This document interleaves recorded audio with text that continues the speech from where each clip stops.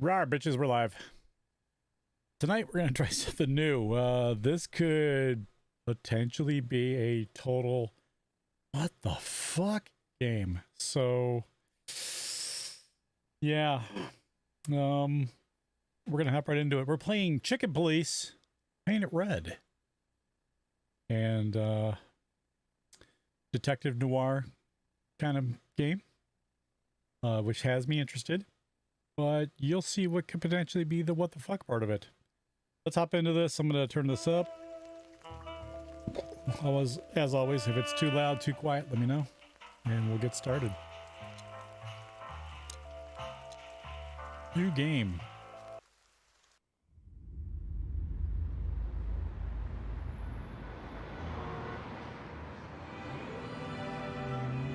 I ran out to get a pack of cigarettes, but I left my wallet at home. Yeah, that's me. I'm getting old. My name is Sonny Featherland, an investigator for 20 years, and once the star of the predatory division of the Clawville Police Department, one half of the legendary Chicken Police. But buying a pack of smokes is more than I can handle right now. Maybe I should just lay low. Yeah, I'll do that. Yeah. The most colorful place in the wilderness. For all the gods, what bullshit. The last clucking color left this city years ago. And slowly I'll turn gray too.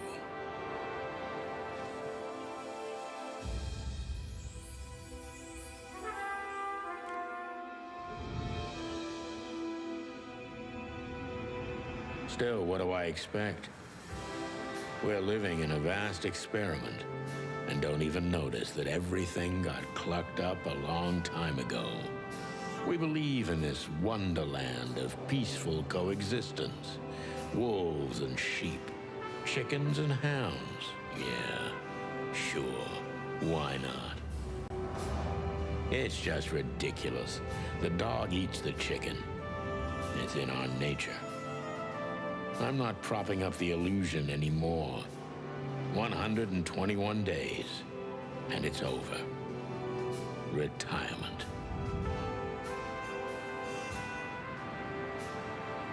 What could possibly go wrong? Starting the game.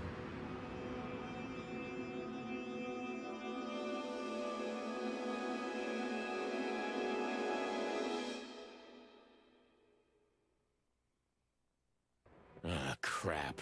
My office lock is a piece of shit if a dame can pick it. She stood in the darkness. The light painted stripes on her body. It whispered secret little things that were never there in the first place. But she was no zebra. Reality was just a light switch away. Elizabeth or Charlotte? I was sure she'd have a sophisticated sounding name. She had a bygone look in her eyes. Older than this ancient building, and perhaps the whole city itself. Or maybe I'm just drunk. Wish I was. But she was the first womanly thing in my place for a long time, so I had to give her a chance.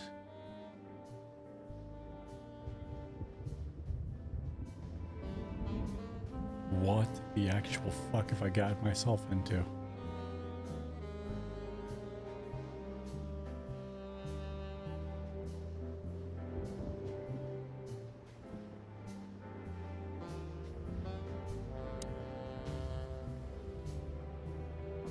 Who is this dame, anyway? And what the cluck is she doing in my apartment on New Year's Eve? Let me introduce myself. My name is Deborah, Miss Deborah Ibanez. You're mistaken, ma'am. Oh, really? Please enlighten me, Mr. Featherland. I'm not a private eye. I'd recommend Mr. Philmar Lowe instead of me. He's a nice guy. Were they just trying to make a Philip Marlowe joke? Believe me, Mr. Featherland, it's not an accident I came to you. Look, miss, I work for the police, and I'm currently on leave. I couldn't accept private commissions even if I wanted to. Not even from a classy dame like you. Am I that easy to read? No. That's my job. But tell me, since you've invited yourself in, would you like a drink? I don't usually drink. I'm just here for the cock. Sorry. Well, I've got to have one. And it'd be rude of me to drink alone. So, maybe some sherry? If you insist. But bourbon, please. I don't normally drink, but you got anything hard? Huh. Thank the wild ones. That's all I have. What a coincidence. So come on, spill it from the beginning. Movie?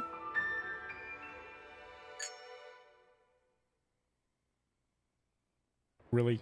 We needed to see them clink glasses. What is this? Oh. Show me where everything is. Nice. Books I'm never gonna read. Maybe nobody ever has. I don't see colors anymore. Only emptiness. Everything faded. I need another drink. I mean,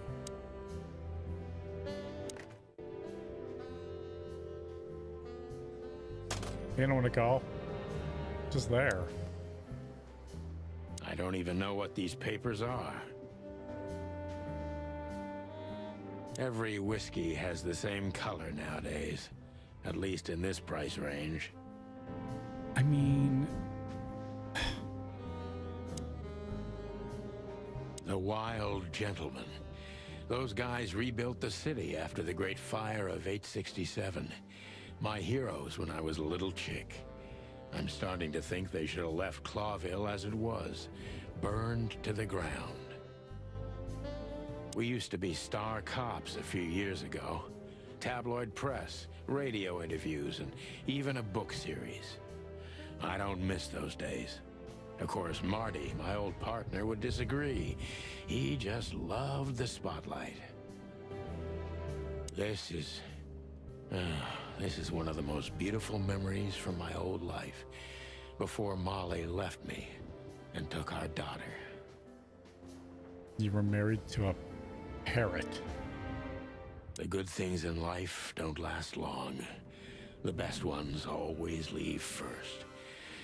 I saw that in the window of a shoe store. I never understood it, or what it had to do with shoes. M.B. Davis, the eternal king of jazz. The photo is from the days of jazz prohibition. I only heard the old man live one time, but I'll never forget that night. And not only because I woke up at the harbor without my gun, my badge, and my pants. I mean...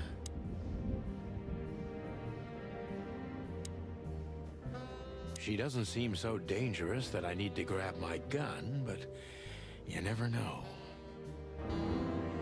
My wallet and my badge. The wallet is real, the badge ain't.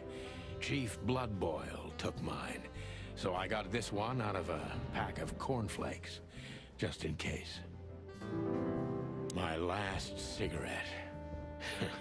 You're lucky I don't have a light, pal. Yeah. I promised myself I'd write a novel one day. I mean... Murky brown swill. What else is here? I don't even know where the key is. Whatever's inside is gonna stay there forever. I wanted to travel the world when I was a kid, but I think I'm gonna end up dead in here whether I like it or not. Behind that door lies the kingdom of dirty clothes, cigarette butts, and empty bottles. And the reek of regret. All right. That's better. Now, if I understand correctly, your mistress is receiving threats. What kind of threats, exactly? It's a very strange matter. First, there were letters.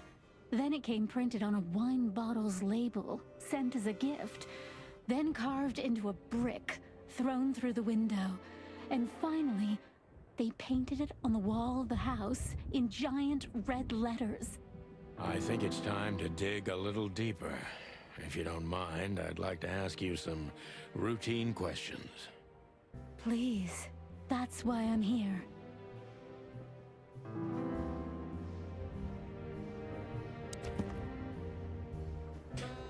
All right, the Notebook.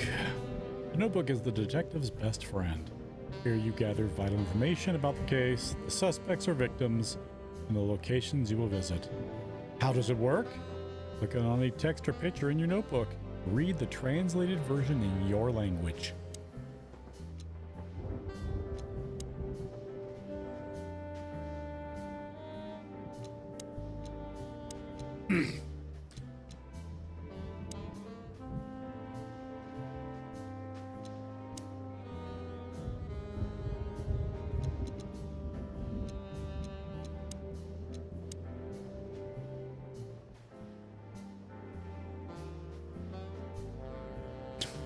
Jesus.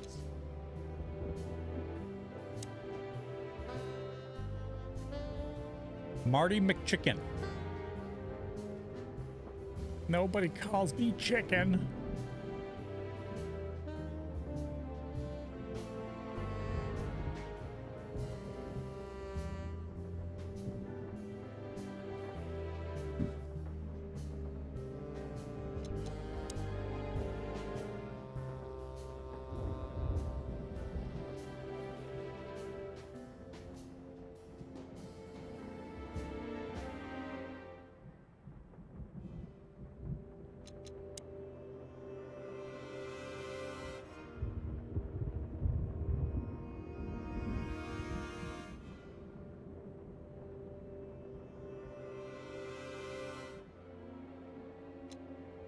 Okay, that's creepy.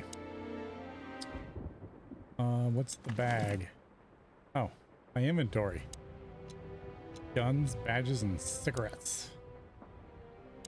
All right. Questioner.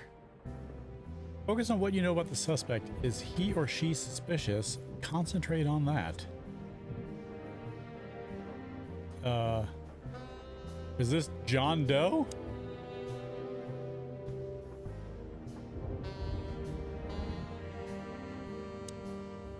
Gather impressions from the suspect. Every impression adds a new question line. Detective meter is your best friend. It shows how well the question is going. Keep it on the positive side. Okay? Blah, blah, blah, blah. I like that. I must be cautious and smart. This dame seems shy, which I can use to my advantage. But I must be careful about what I say to her, or I can scare her off. Let's start gently, and when the time comes, we can go in hard. Giggity. Who exactly are you, ma'am? I'm not somebody important, Mr. Featherland. You're important enough to deal with such a delicate matter, right? I carry out the wishes of my employer, nothing more. This means simple paperwork, most of the time. You've been thrown into deep water, sweetheart. Tell me, can you even swim? Oh my god. Believe me, this is just as unpleasant for me as it is for you, if not even more.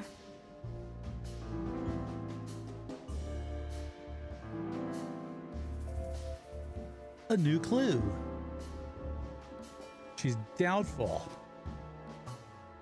Tell me, which part of the city do you live in? Calavera Hills? Flowerville, maybe? Look, I don't want to answer that.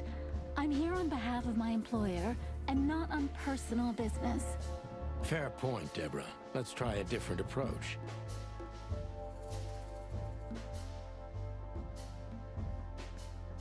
Why did you have to visit me this particular evening?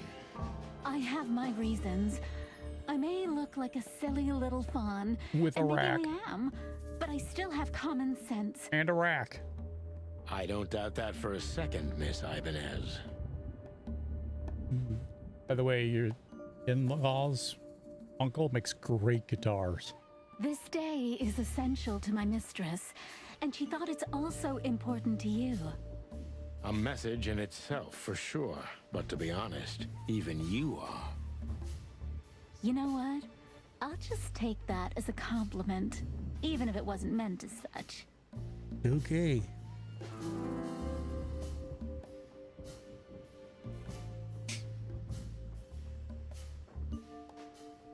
Why did you come to visit me? Why not your employer herself? My employer is Miss Natasha Katsenko. She hasn't been leaving her home lately, only if she really has to. God, it's gonna be a cat, isn't it?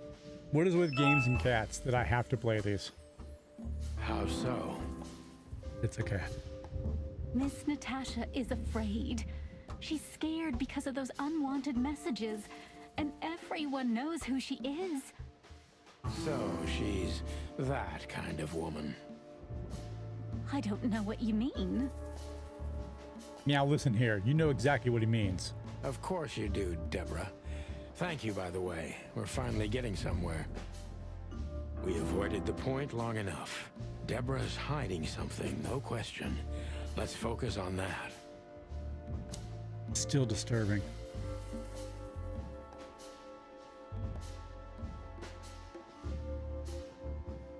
What exactly did you expect by coming here to meet me? I expected your help, just like my mistress said. Well, that's very nice. But have you seen this neighborhood? Have you seen this wreck called a hotel? Who were you hoping to find in a place like this? Someone reliable Well, I am reliable. and discreet That's right. and thorough.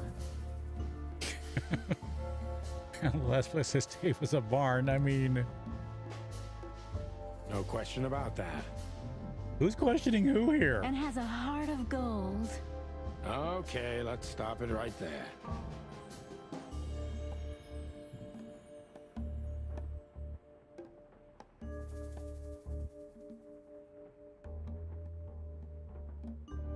Are you in some sort of jam? Maybe a marmalade. Nothing of the sort. There are simply things better left unsaid. Then you're wasting my time. And you're wasting my time. I trust your instincts. You'll manage it. Yeah, and I have no other choice, right? To be honest, no, Mr. Featherland. Not really. Don't you think this whole thing is a little suspicious? Look, Santino. I'll explain everything. I have no doubt about that. You look just the type, sweetheart. No offense. I'll take that as a compliment. Or maybe I'll act like I haven't heard it. Be funny if they dropped the A from that. Heard it. You see, we're starting to understand each other. Tell me, Deborah, why should I believe you at all? Because my mistress trusts you. Should that be enough? If you really like what she thinks you are, then yes. Damn, what can I say to that? Look, I didn't mean to back you up against the wall. You have a way with words, sweetheart. Did you ever want to be a cop? Didn't you? Not did. No, not for the world. Smart answer. Be honest and tell me what you're so afraid of. You know, Mr. Featherland, my mistress's partner is Hobart Wessler, or as most people know him, Dun dun dun. Ibn Wessler, the kingpin. exactly. He's a rat. Oh my god.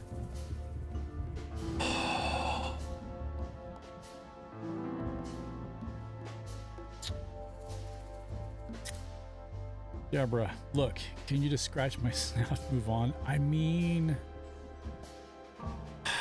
here it is. There's my first one. What the fuck have I gotten myself into? Feathery gods, help me. Giggity. So you get it now. The secrecy. To put it mildly, I think I understand it all. Wessler. This little piece of the puzzle changes everything.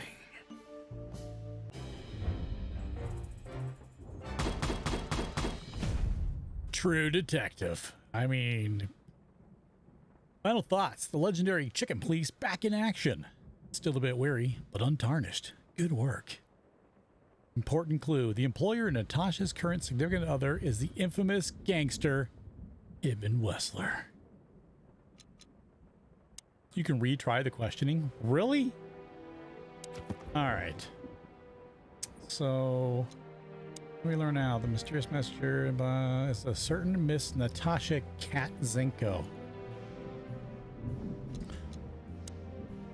The employer, Natasha's current significant other, is the infamous gangster Ibn Wessler. We know these things, don't we? She's afraid and she's secretive, or she's just secretive and an outstanding actress. In any case, everything she told me is true. I'm pretty sure about that. Her employer currently bolsters the ranks of Ibn Wessler, to put it mildly. This explains the cloud of fear surrounding Ms. Ibanez. Natasha Katzenko. Species: cat. Felis cactus. Gender: female. Special feature: she has remarkably green eyes, and she is definitely in trouble. So am I. She's the employer, receiving serious threats. Gangster boyfriend, explains a lot. Hobart Ibn Wessler, species rat, Rattus. Special feature: good looking, charismatic, and a clucking gangster. One of the most well-known gangsters in Clawville: real estate mogul, bank director, museum owner, distiller, smuggler, and information broker. And that's only half I've heard about him. He has his dirty little paws everywhere in the city's underworld. Okay.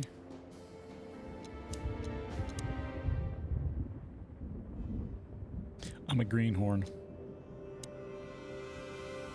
All right, so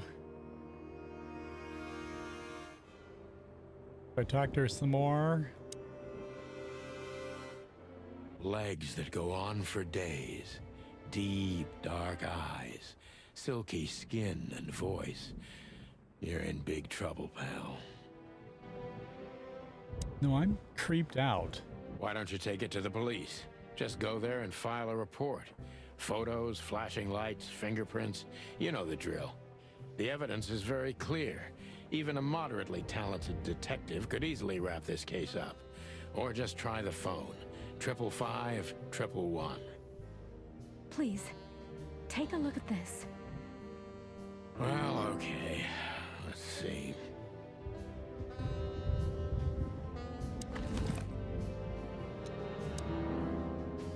I know Molly very well. Please note this when deciding whether or not to accept my assignment. Ms. Ibanez is a trusted friend. Treat her as a gentleman. Are you saying that she has a wiener? I know Molly very well. Please note this when deciding whether or not to accept my assignment. Miss Ibanez is a trusted friend. Treat her as gentleman. N. I'm not gonna bother reading them. It's gonna do it for me. I felt like I'd been hit on the back of my head with a blackjack. Reality tilted. Molly. Good gods. What was her name doing there? I glanced at the opposite wall with the well-worn picture frames. like an eternally dark hole in the wall, a missing piece. She was wearing a light silk dress and singing a lullaby, the waves caressing her beautiful long legs. Why Molly? Why now? Mr. Featherland? I love the look, though.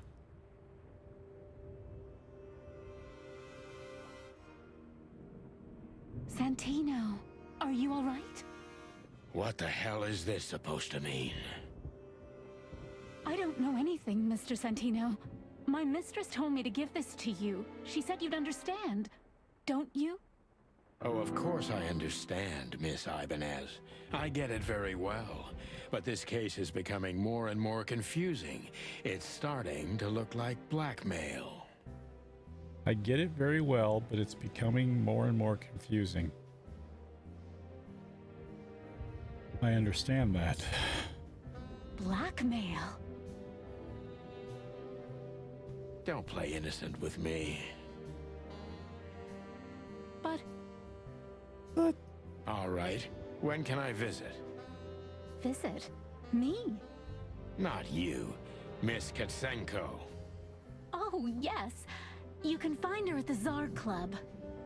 Didn't you tell me she's not the social kind? That she's especially unsociable? Or does she only like loud and crowded clubs? No, she's really not like that. But she owns the place. Judging by the flyer, it must be a very busy club, especially on New Year's Eve, right? I'm sure you'll have no trouble finding Miss Katsenko. But there's one small problem, Mr. Featherland. Let me guess. Mr. Wessler better not know about my visit. Exactly. How did you know? He was in the script. 20 years experience, ma'am. Oh, and please, call me Sonny. It was a pleasure to meet you, Sonny. I'll talk about the rest with Ms. Katsenko in person. A good friend of mine would be happy to take you home if you'd like. I'd appreciate that, Sonny. God, my partner's a rabbit. Oh boy. Oh boy.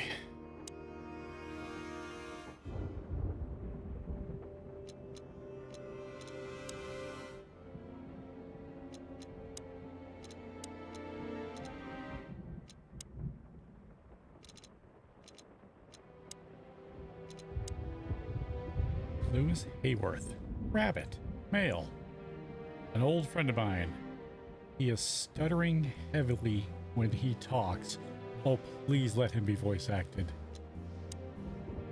Lewis is the owner of a once reputable Atlas Hotel and a good friend of mine. At the moment, he's my landlord. It's only the two of us living in this unbelievably enormous hotel. He's crazy about detective stories, and he gladly helps me whenever I ask him.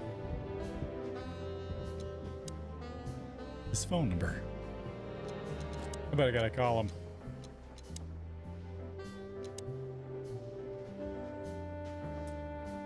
One of the most famous nightclubs in the city. Owners of the juiciest booties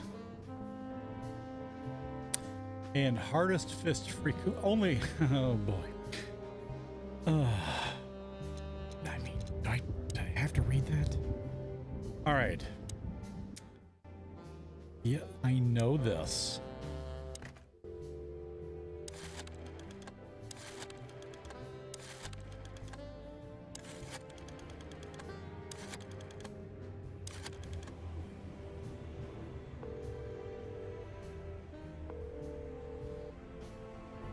Hey, Lewis. Am I bothering you? No, of course not, Sonny. Old friend, what's up? Could you come over? I've got a favor to ask if you're not busy. For you, anything. Just a minute. You know, Lewis arrived a few minutes later. He lived in the rooms above, so it wasn't difficult getting here. Not to mention that he's a rabbit. It was a quick hop. The Atlas Hotel was his inheritance. It was once a well-renowned place, but not anymore. The last economic crisis ruined it. And now, besides me, he was the only resident of this enormous place. Okay, I need to fix audio. Can't you change the music? It's so damn loud. Thanks for being so quick, Lewis. Can you drive Miss Ibanez home? I have some things to take care of. Of course, Sonny. You know, anything for you. Thank you for being so considerate, Sonny. I appreciate it. Don't mention it. Anyone. Goodbye, then. So long, Deborah.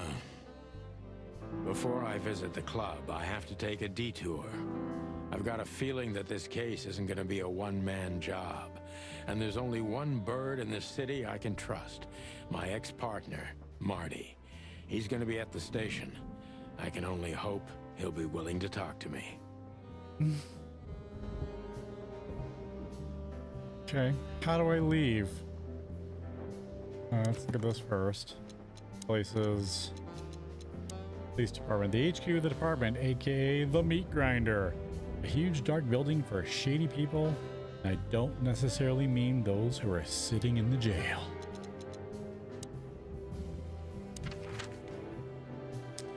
Alright, main scenes. You need to complete all these if you want to beat the game. Limited scenes are open for a specific duration, which is determined by the main story progression. If you're a completionist, be sure to visit all of them before you move on to the next main scene. And closed scenes cannot be reached for the time being. This state will often change throughout the story progression and can be temporary or permanent. Your top tip is pick the next main scene if you're absolutely sure you don't want to visit any of the available limited scenes anymore. You may not be able to visit them later. Okay, so I'm guessing because I can't move anywhere. What's this? Do I have to watch it? It was New Year's Eve, and I was driving, half drunk, risking my whole life's work. But still, it didn't feel any different. Every day was the same. And the 121 days I had left till my retirement seemed like an eternity. When I look out the window of the hotel room I call home, I see the same thing every day. A woman in a red nightgown dances slowly in circles to smooth music. The 9 o'clock show, with a glass of cheap bourbon and the red gown with the silent music. In the meantime, the proud city of Clawville is slowly eating itself alive. And we're still here, with nothing left to lose but our sanity. Marty While others, McChicken. the smart ones, had already gone. Molly. Does her name really upset me this much? All those years of solitude, and I still jump without question every time I hear it. And then there's Marty, my ex-partner, who hates me. But I know I have to speak with him, no matter what. Why do I feel like the past is watching me on this goddamn night? Oh, Mr. Varga or Mrs. Varga, you have a mind. Jesus. I knew where to find Marty. At the station, we'd always draw straws about holiday duty. Marty never joined in. He always took the New Year's Eve shift, even though he had someone to go home to. I understood. 10 years ago, we survived the night the press called the Bloody New Year. Forgotten by Clawville, but not by us. We both left parts of ourselves behind that night. And notice he has a bullet hole in his comb up top. That's hilarious. What the fuck are porcupines? Well, look at that. Hey, Sonny, what you scratching out over here? I heard the big boss threw you out. Tough luck, boys. I may not be on duty, but I'm still a cop, just like you. Well, more than you. Hey, you don't have to be so peckish, old bud. By the way, you're on luck. Blood Boil's not in tonight. Malloy is in charge. Oh, God. That clumsy buffalo is here tonight. I bet he's if really he a doesn't end up buffalo. in a cell again, he's lucky. You got it. You looking for Marty, eh? I see you're still the brains around here, Phyllis. Yeah, I'm looking for Marty. Birds of a feather flock together. I see you're still the funny guy round here. You'll find the giant feather duster at the shooting range.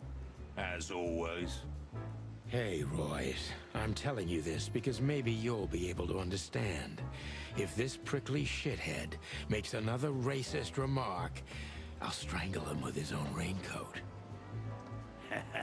I'd love to see that. Hey, whose side are you on, you jerk? I mean... Back in the day, I used to patrol the city's streets in one of these. I don't miss it, but it used to have its advantages. This happened when that old bloodhound, Blood Boil, was promoted to chief of police.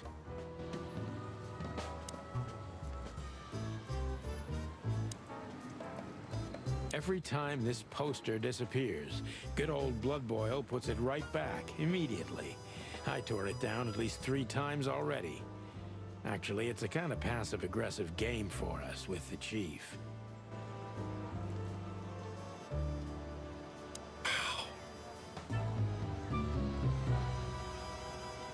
Did you miss me?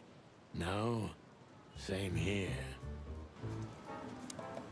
Here we are again, Clawville Police Department.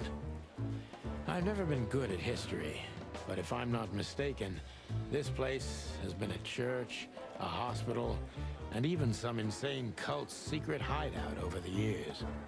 Anyway, the place holds the secrets of the ages, and some drunk pigs in the basement. God, what if they're really pigs?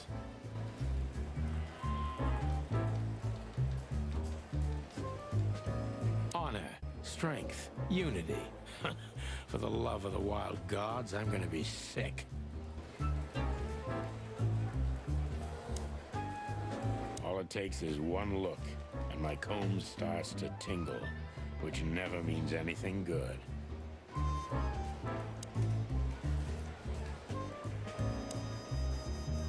Monica Rosen. Receptionist in theory, but in reality, she's doing literally everything around here. Like the beating heart of the PD. She's too good for this place, even for this city. Marty drinks this shit. I've never tried it, but I'm pretty sure it's gross and probably toxic. Okay. There's gotta be a way to change this. There's not. Oh. We used one of these as target practice once. Not out of disrespect. We were just too damn drunk.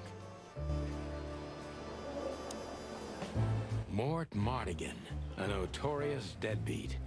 Poor guy's been blind since his teenage years, but that doesn't stop him from running into trouble. What the cluck did he do this time? Detective Chow Hound Bosco. He thinks he's a real alpha, but nah, he's just a lapdog. One of Blood Boil's favorites, mainly because he's a dog, of course. Mort, you scabbiest beast. What the hell did you do? If Morty to you, sonny boy. Everything's fine. There was just a bit of trouble in the bar, and someone got knocked on the head with a glass. It wasn't my fault. I'm as blind as a bat. Am I right? Oh, God damn it. Did that ever bother you, Morty? Listen, sonny boy. Go tell them to leave me alone, eh? It's New Year's Eve, after all, and I didn't even do anything wrong. Not that wrong. Where's your little lapdog to get you out of this mess? Is that little pimp of a midget still sniffing around you? Jesse is a good boy, Sonny. And he's good to me, believe me. Oh, God, spare me the details. When will you finally realize that little shit's been using you? Oh, of course he's using me. What could a pretty boy like him want from this old monster, eh? Still, Sonny, I have no one else. You understand that, don't you?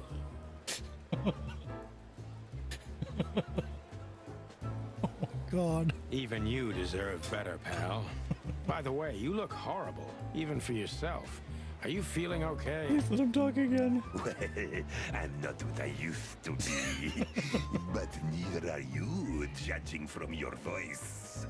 But I'm seeing a doctor, Sonny boy. I really am. Are you? Don't need to, Mort. I'm fine. Anyway, if Bubo prescribed you something, don't even think about taking it. I don't talk to that insane owl. Damn right. God damn. Please, say something on my behalf, okay? I really don't have time for this detective buffalo shit. Hey, careful with that. Buffalo Malloy is the chief today. Like I care. I'll try to speak for you, but keep it down till then, okay? You don't need this shit, and I don't need it either. Sonny boy, you've always been a good friend. More like a clucking pigeon. Look, the game is weird as fuck, but I'm gonna give it to him. The voice acting is fucking awesome. Oh my god. Oh, fucking glorious. A hedgehog. Special feature. I hate him. A real little ass plug. He's too small of a fish in the ocean to be worth bribing. Porcupine. Special feature. I hate him so much as I hate his partner Phyllis. Big and dumb, resembles my partner Marty a little, except for that Royce doesn't have a kind heart. Oscarelli Chowhounadas. Dog. They say he's able to devour anything that crosses his mouth. That's why he got the nickname Chowhound. Monica Rosen, Hummingbird. She can watch over 1,000 things at once, and she's an angel. Aww. Mort, Komodo Dragon. He's old and blind as an unrepairable wreck. A light-fingered bastard. He's blind as a bat, but also one of the biggest scoundrels the city's ever seen.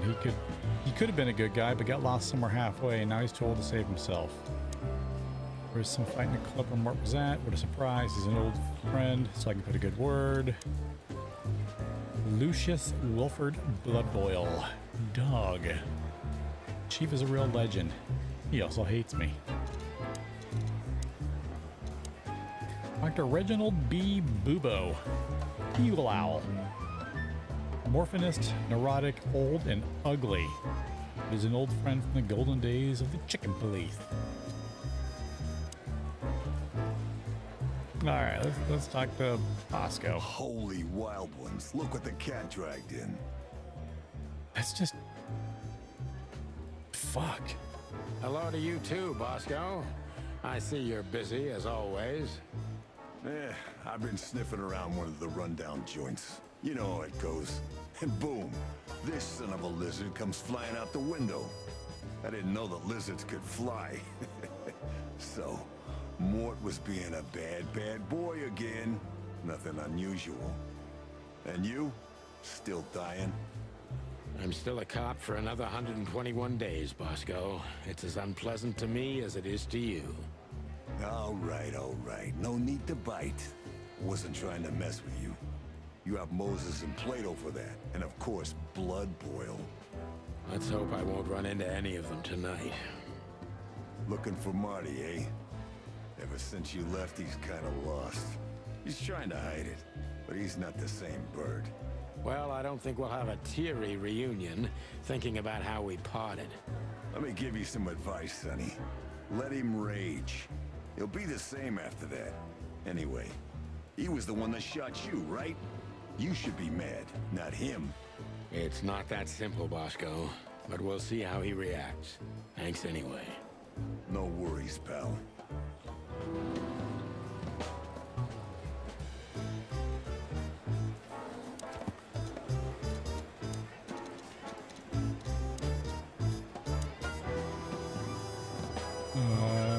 He works in the predatory division as I do, or as I used to be more precise. Okay.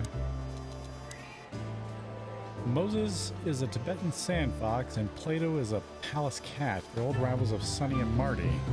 Currently working at the Clawville PD's homicide division. Hey, another... Officer Jardine. They say she's clever, smart, and dangerous. We need more of her kind in here. And there's more people. I'm really not in the mood to meet Deputy Malloy or any of my ex-colleagues from the predatory division. Okay, well, I guess I'll go to the shooting Not a range. chance without registration. Motherfucker. Monica will crucify. Hey, Monica. Can't wait to hear this one. Hey, Boss Bird. What are you doing here? Shouldn't you be celebrating somewhere? Every day's a holiday since I got out of here. I can tell. But what are you doing here? Are you here for a file? You know, I'm a little busy right now. Yeah, you could look after a few things for me. She's but got huge first, hands. I'd like to talk to Mr. Big Beak McChicken himself. Those two prickly assholes told me he's emptying the magazines in the hole. Like always. And if he carries on like that, he's gonna use up all our ammo. So it would be nice if you drag him out of there. You know how this day is for him. For him? You know I didn't mean it like that. Yeah, I know. Okay, so just sign here and you're good to go. Thank you, darling. Don't mention it, Boss Bird.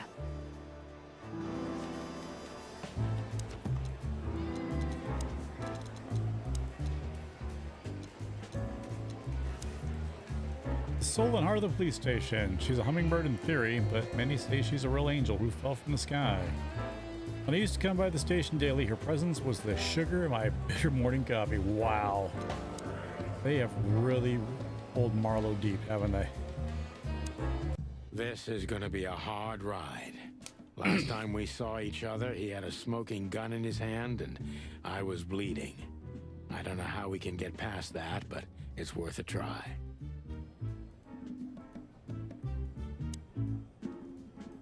Oh, dear God. Long thighs and a big gun. That's Marty's idea of a perfect woman. Can't blame him for it.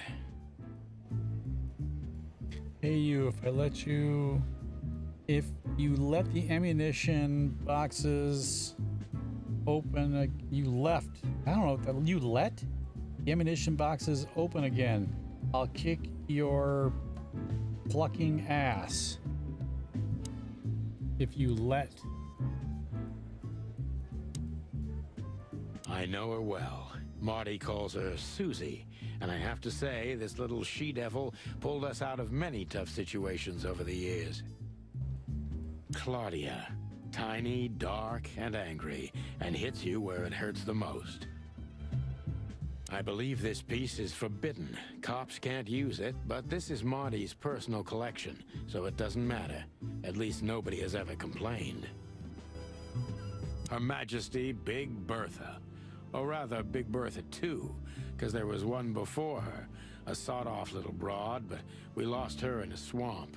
Marty cried for a week, but once he saw this giant lady here, the balance of the universe was restored.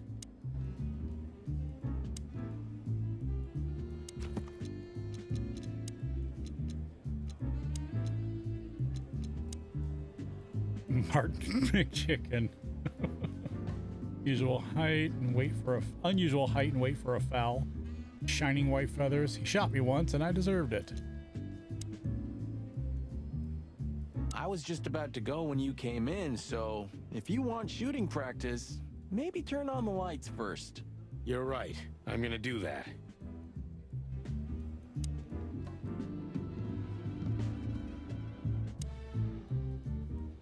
Marty looks good. Big and loud and angry as always. Hey, Marty. Oh, well, look who's here. Hello, Boss Bird. What, are you lost? This is the PD building, you know? Cut the shit, Marty. We're better than this. Well, at least you are.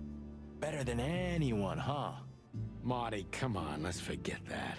What's past is past. Easy for you to say, Sonny. Damn it, Marty, you shot me, remember? I almost bled to death. Hell yeah, I remember. Unfortunately, my aim wasn't good enough. I need your help, okay? That's what you want to hear. Well, it's a start. Okay, I've said it. I won't do it again.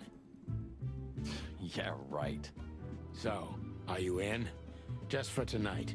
Small case. We'll wrap it up in no time. What kind of case? A personal one. How personal? Very. The kind of case where if you come with me right now, you're not on duty anymore. Ooh, damn, Sonny, stop it right there. I'm in. Okay. That's it? Do you know how boring life is here without your stupid, reckless shit? Soon enough, I'll shoot all the ammo in here out of boredom. Right, so, tell me, what's it about? I'll tell you in the car. Ooh, can I bring Bertha? Ah, for the love of... Marty, this is a routine case. You can't bring your shotgun, okay? Bertha stays. Okay. But at least Susie can come, right? All right, Susie can come. That's what I want to hear. Why is it being about the fight? Is there anything else? Shooting practice. Can I shoot? Sweet Jeebus!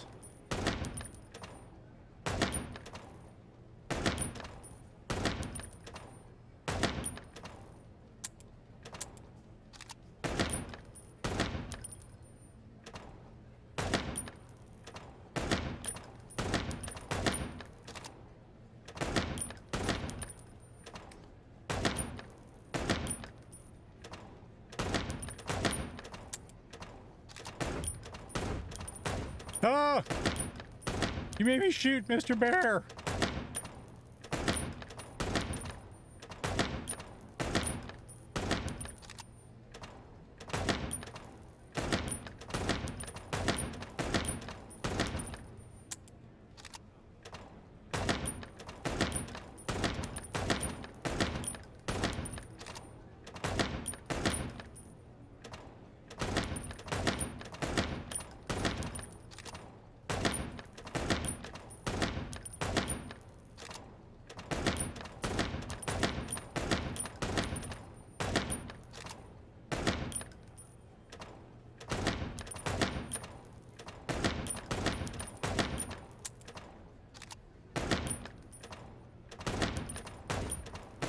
Oh no!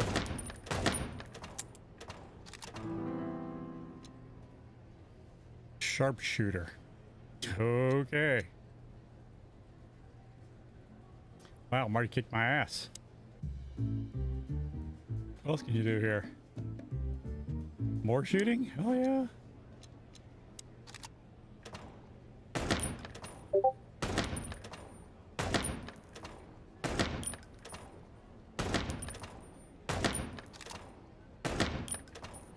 Up.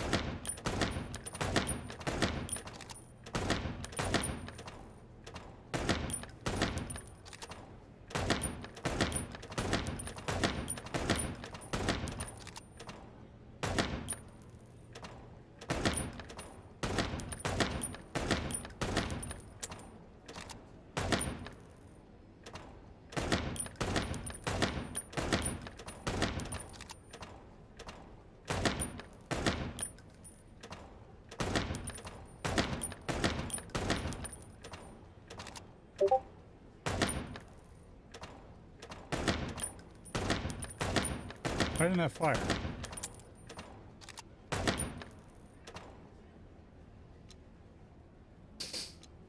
All right. Dang it. No.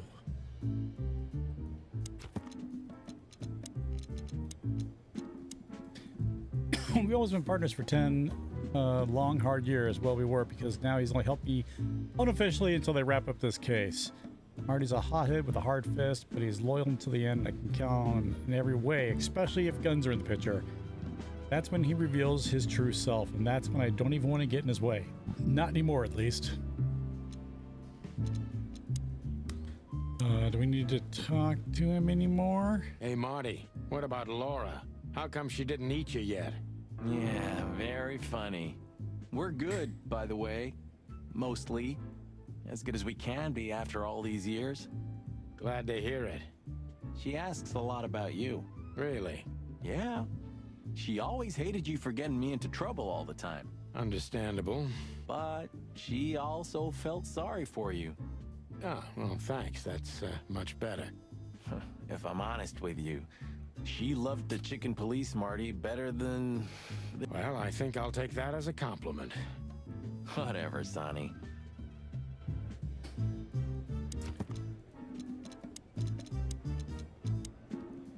Marty's fiance is Laura, a beautiful, warm-hearted predator. I don't know what she sees in Marty, but he's too damn lucky to have such a woman for him. Someone sounds jealous. All right. Anything else here? Nope. Okay, so we leave. That's not what I want. Still drink coffee? Yeah, my only poison. Except for guns, of course. And women. We could visit our old haunt. What do you think? Oh, a nice cup of Zips coffee and the hot dog. I'm in. Oh, and maybe we'll get into a little fight too, huh? If it comes to that, I'm leaving you without a blink. Oh yeah, like last time? Those were different times, Marty, with a different Sonny.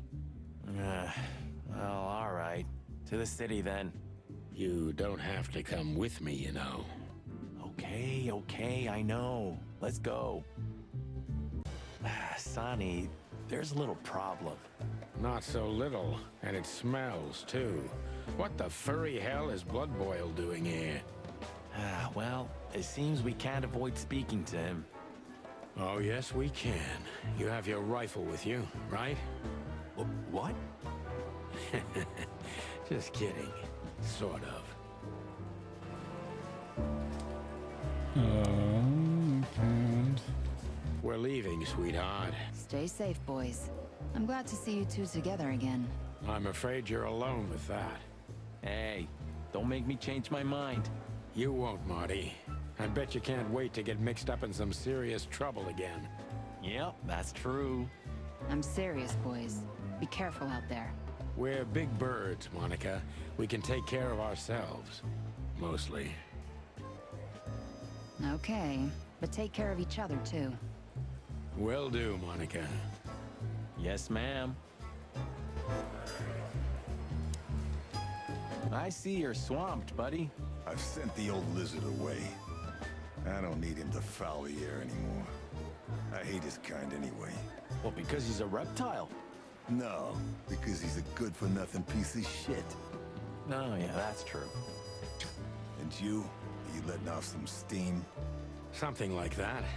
We'll go and check out some seedy joint. We're cops after all, ain't we? And this is still Clawville. That's true, pal. Protect and serve. Yeesh, get a room, you two. Shut up, Marty.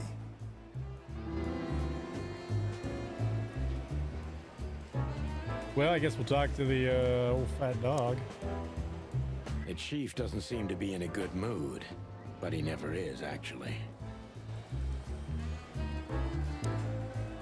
What a surprise. The two pigeons back together. And without my permission, of course.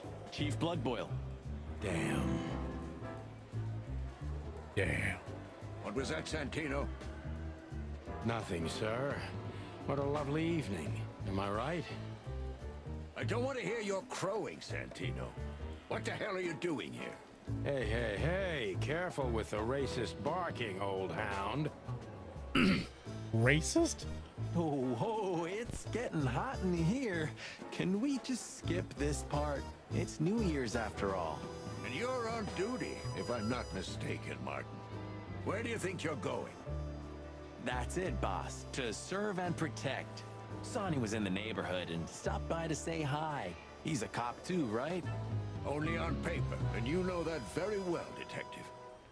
I don't want any trouble, boss. I just wanted to say hi to Monica, and then this feather pillow showed up. I invited him to grab a quick coffee. You can allow him that much, can't you? Your coffee breaks usually end up in shooting or brawling, chickens. Oh, just a coffee, boss. I swear. Oh, have a heart. It's New Year's Eve, and I haven't seen my old partner for so long. How touching. You shot him with a shotgun, if I remember. Family quarrel. For all the marrow bones of the world, get the hell out of my sight. Have a lovely evening, boss. You especially. Fuck off right now, Santino.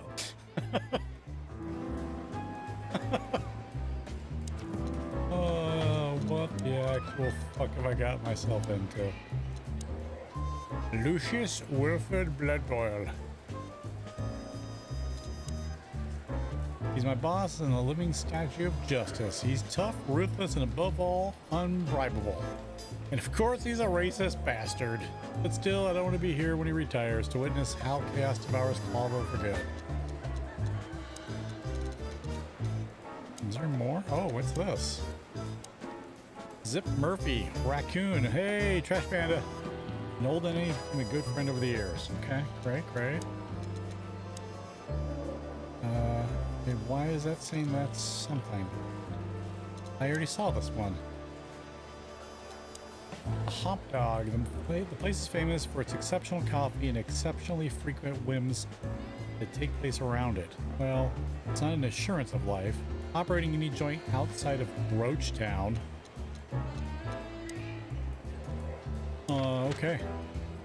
So, main story, hotel, the Hop Dog. So this is a side mission. We'll do that. The hop dog was like the last warning. You can still turn back. My eyes lingered on the sign. An enormous dog. Like a neon god with limitless power over cheap hot dogs, plastic hamburgers, and watered-down coffee. The cold light called me, but I didn't want to get out of the car. If we went in, we were all gonna be pancakes, kept together by cold syrup. Wow. Marty's worried look shook me out of my reverie. Oh, cluck. Was I talking to myself again? Why, guy? Really? Look at the poor bastard. He's looking okay, Marty. Remember what we saw when we worked at the Hive? Wild ones. Don't even remind me. Trying to forget that shit every day. It's been even worse since. I guess you heard about the riots. Who hasn't? You know, people are afraid that the Great Fire will happen again, and those hive houses are pretty flammable. I don't speak of the devil, Marty. But to be honest, I have no idea how this insect matter can be solved. I do. We just open the ghettos and let the insects live among us like they did for centuries.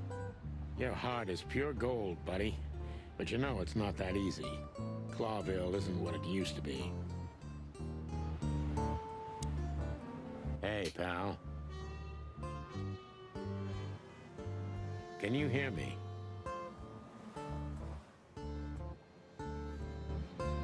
Okay. There used to be such life around here before it became an insect ghetto. That was a very long time ago, Marty. I was a little chick, and the Hop Dog had the best pancakes in the entire city. Well, since Zip became the owner, the cook, and the waitress, I imagine it's all gone downhill. True. But at least the coffee's good. That's right. I have no idea what that mongrel's doing with it, and I don't want to know. but its aroma is unbeatable. Peaceful, isn't it? Because the whole town's probably drunk by now. Maybe that's the only way it can bear itself. Doesn't it remind you of someone? Shut up, Marty. Got you there, old bird. Could this wreck belong to Zip? Well, it's a wreck just like him, so I guess it could.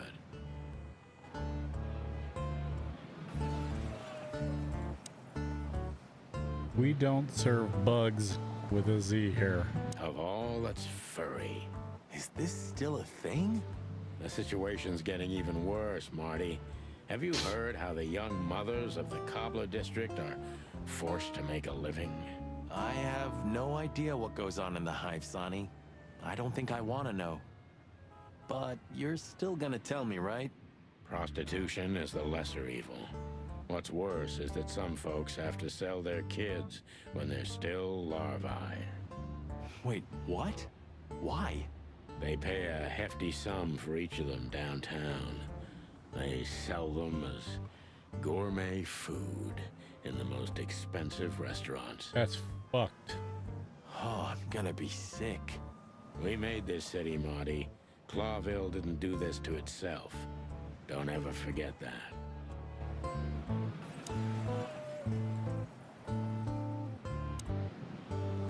Are you sure that thing's a dog? I always wondered. The name Hop Dog is quite a giveaway. Don't you think so, Mr. Detective? Sometimes the most natural connections lead us astray. Who said that? A natural-born genius?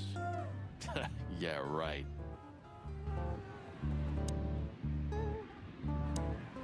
Ugh, the place is deserted. Poor Zip. You're right. Yeah, the guy's middle name is Bad Luck. That's for sure.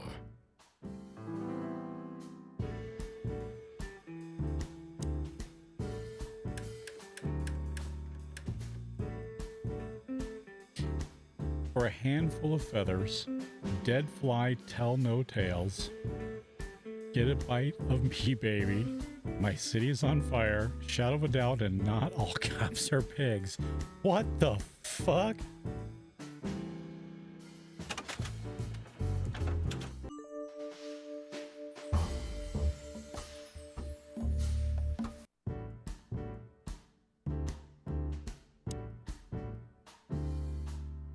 And voila, the master himself. What a finch. Sonny, he's a pigeon, not a finch. Don't make me angry, Marty. Okay, I was only joking.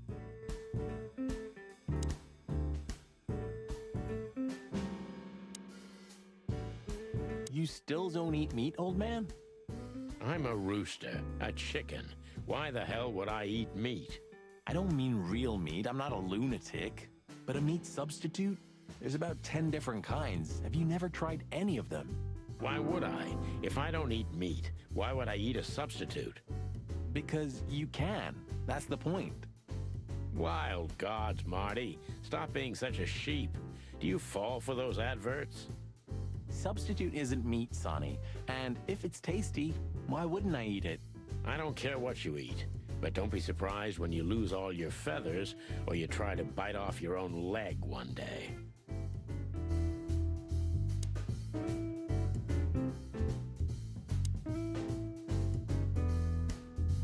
What insight? Well, that's a good question, pal. The highlight of my day. Yeah, I can smell it already. How does he make the coffee here so special? Look at that mangy trash panda and tell me, do you really want to know? You're right. As always. So he runs around calling other people, other animals racist, yet he's calling him a trash panda. Ugh, one sec here.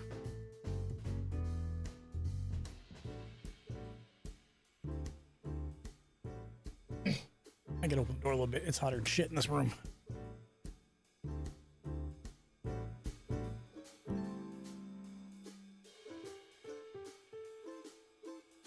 The door didn't look like this last time. Yeah, because last time you tore it out and beat that baboon with it. Oh, yeah. I remember now. So that's why Zip remodeled the whole place. He had to. We didn't leave much of it standing. If I didn't know how nice we are, I'd almost hate ourselves. Welcome to the club, partner. He sure didn't get any younger. Or prettier. You think he's still mad at us? Frankly, Marty, I don't give a damn. Wow.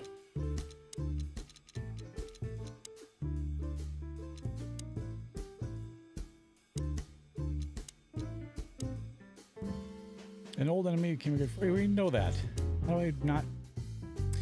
He used to be a small-time criminal, but the underworld pushed him out. Now he makes the best coffee in the whole city in a rundown roadside rest area. Oh, and he also proved to be a rather useful police informant. Zip's getting old. He still has his connections. It's worth questioning about everything. But time has had its way with him, too.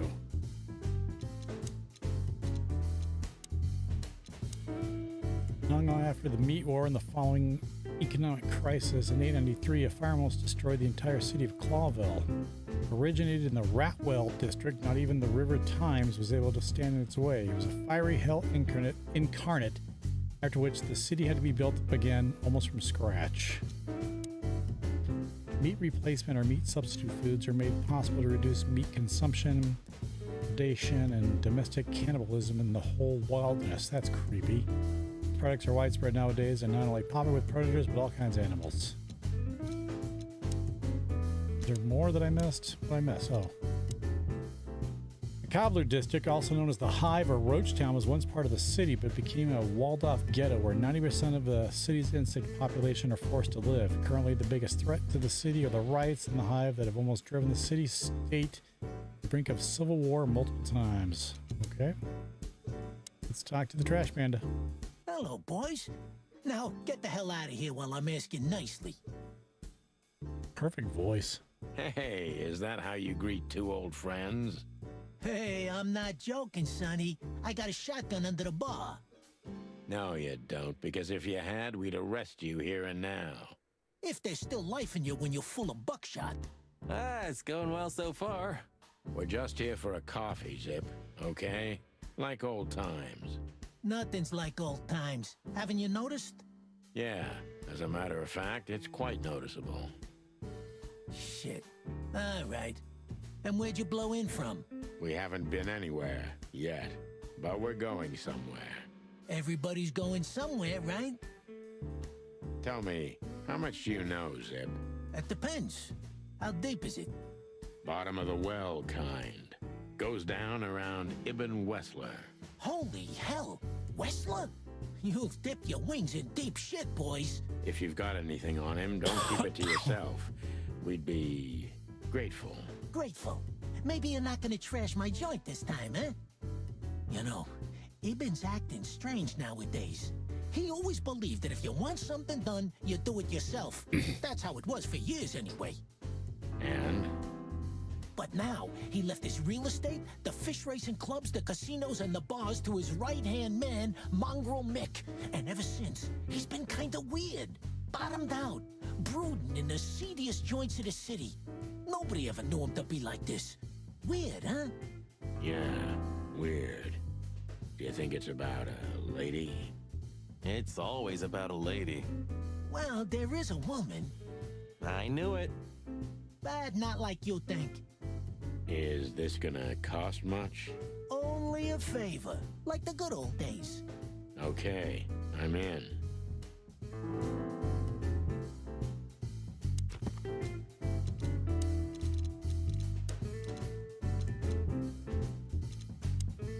Acting quite strange recently, as if he's trying to withdraw from his own shady business to live a simple life with simple pleasures. That wouldn't be a problem in itself, it just doesn't like him.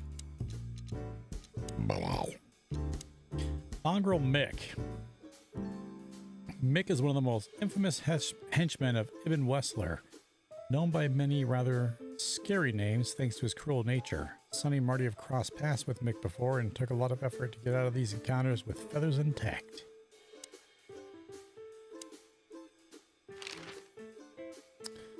What What do we know about Natasha? So, about that woman. Is she really that dangerous? What woman isn't, eh? Preach. No, Zip. I mean really dangerous. She's got the most influential gangster of the city wrapped around her finger. She calls him her little furball. How dangerous do you think she is?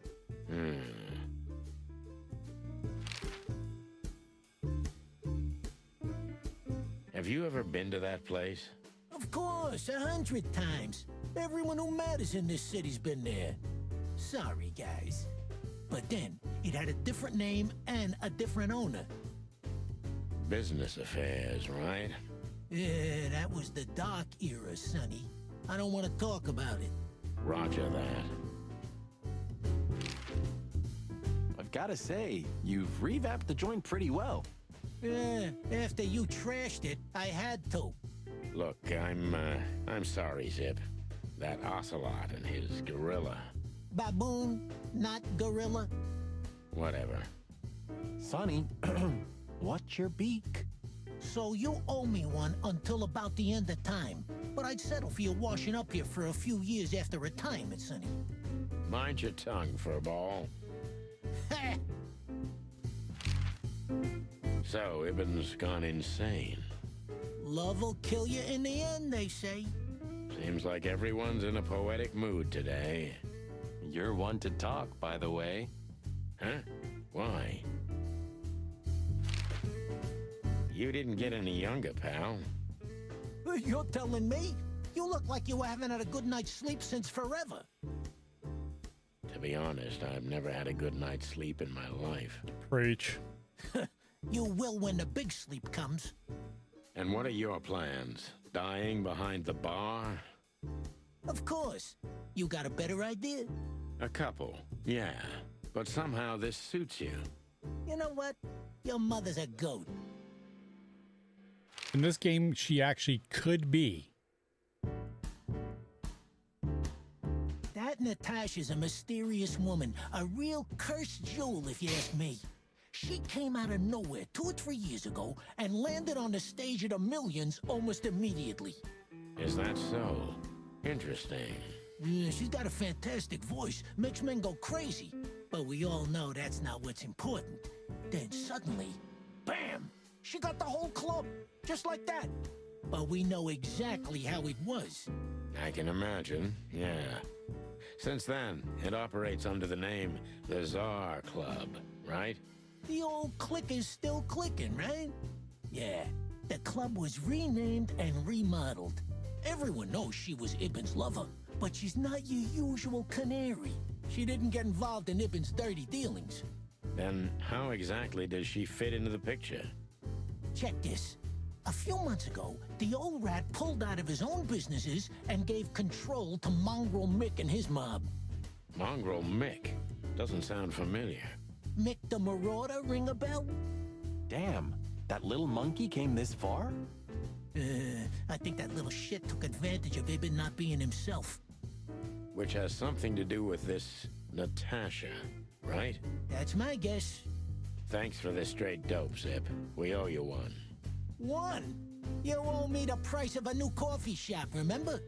Okay, okay. Whatever you need. Just call us. I cluckin' will. Thanks, pal. Hey, I'm not your pal, Marty.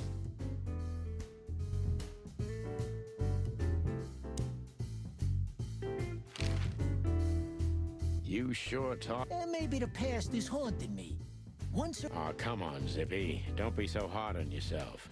You got out in time, and you've been living an honest, ordinary life since then, haven't you?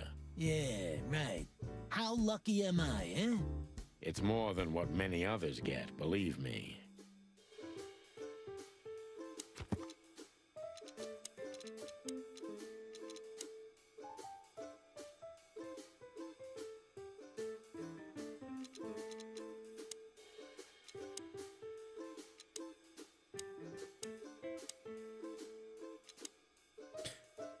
Zip was delivering information to Ibn up to a couple of years ago. He was already working as a police informant then, so he may have been reporting to both sides. The sneaky little bastard.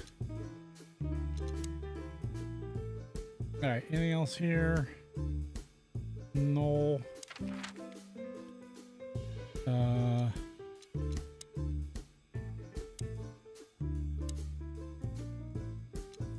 mean, do I go back there? It says it's part of the main story.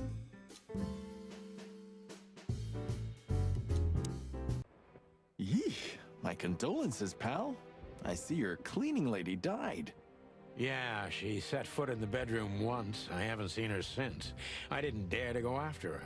Oh, I wouldn't want to go in there either. But what's that smell? Ah, cigarettes and whiskey. Yeah, with a hint of dirty laundry, but no, this is lavender? Ah, that. Now, that's got to be the Ibanez dame. You know, the broad who gave me the letter. And the job, obviously. Ah, pretty, huh? I can smell it. She's an exotic, too. An impala, maybe? Furry hell. That's why Chief Inspector Bloodboil hates you so much. He's jealous because your nose is better than a clucking bloodhound. The bitter old dog. He just hates all foul. Ah, true. Except for Monica. Monica's a fairy, not a bird. So, what now? Well, let's gather my stuff and head to the club. We gotta find out who this Natasha is and what she wants from us. I mean, what she really wants. After you, Boss Bird. I wouldn't like to touch anything in here anyway. If it's okay, I'll just stand around and stare out the window. Sure, just do it quietly. When was the last time I was here? I don't know. Years ago. When Molly left. Whew, that was a wild night. Yeah. You know, Sonny, you can call me. Not just when you want to investigate some shady case from a shady dame and you need a big meat shield to cover your ass. Times have changed, Marty. And I don't call anyone. All right, Boss Bird.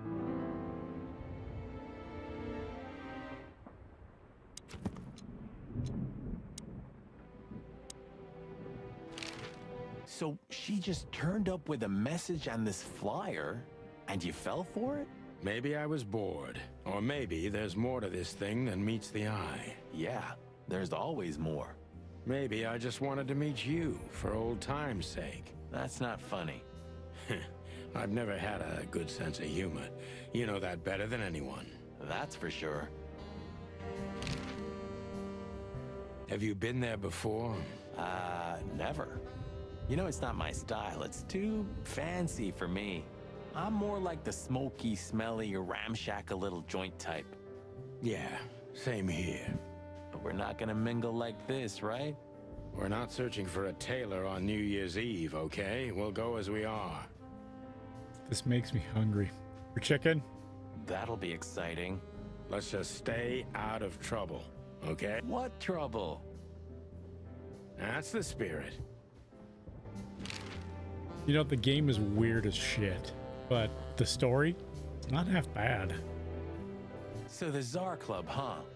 My city's on fire. Sounds good. But that's all? It's kind of weak for a clue. It's not a clue. It's just a guide. By the way, it's New Year's Eve. We deserve some fun, right? Well, that's true. But it's never that easy with you, Boss Bird. There's something you're not telling me, right? I think it's the voice acting. It's actually pretty damn good. Nothing important, Marty. And I'm a sucker for Philip Marlowe type stories. Yeah, if you say so. Oh, hi, Mr. Sinclair. How are we? Who? Sinclair is doing fine, thanks. Anyway, you still talk to your guns? Yeah, and so what? Other animals talk to their plants. Crazy, isn't it? At least a gun has a soul, and it's useful. I can't believe you're allowed to walk around freely, Birdie. Oh, if you only knew what I'm packing right now.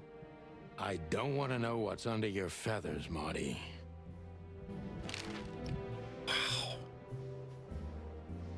So, am I staring quietly enough? Well, the floor's creaking a bit when you shift your weight, so, You're an asshole.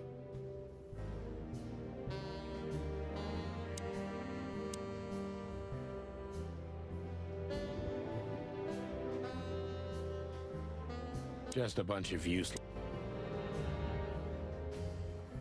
I think we looked at everything here.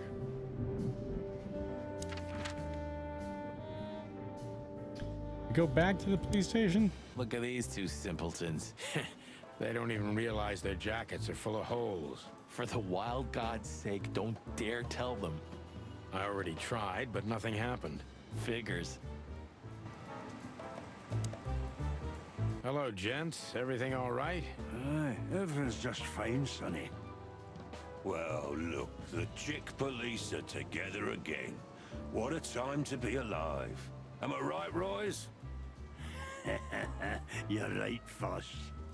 Hey, that reminds me. Look at what I found under my coat. It's Her Majesty Big Bertha in the flesh. Whoa, whoa, whoa, whoa, whoa, don't shoot. We were just joking, okay? We don't want any trouble. Yeah, I was just joking too. I'll never get bored with these two. They're so cute. I wonder why they thought you would shoot at another cop. Hey, it's just happened once, okay? Am I right, boys? You're right, Marty. And we all know it was an accident. See?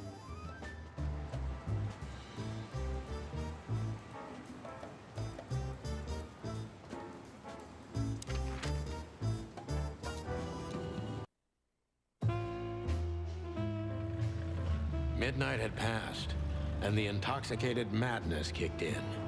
We could only crawl along Shalva District's main street toward downtown. The city's heart beat differently. Ancient buildings were defaced by neon signs and billboards, like half-drunk lovers on a fine leather sofa. Great old houses neighbored by garish modern blocks. A place that makes the head hurt. The Tsar's huge neon sign was visible for miles. A blazing red sign It's not advertised neon. tonight's main attraction, the amazing Natasha.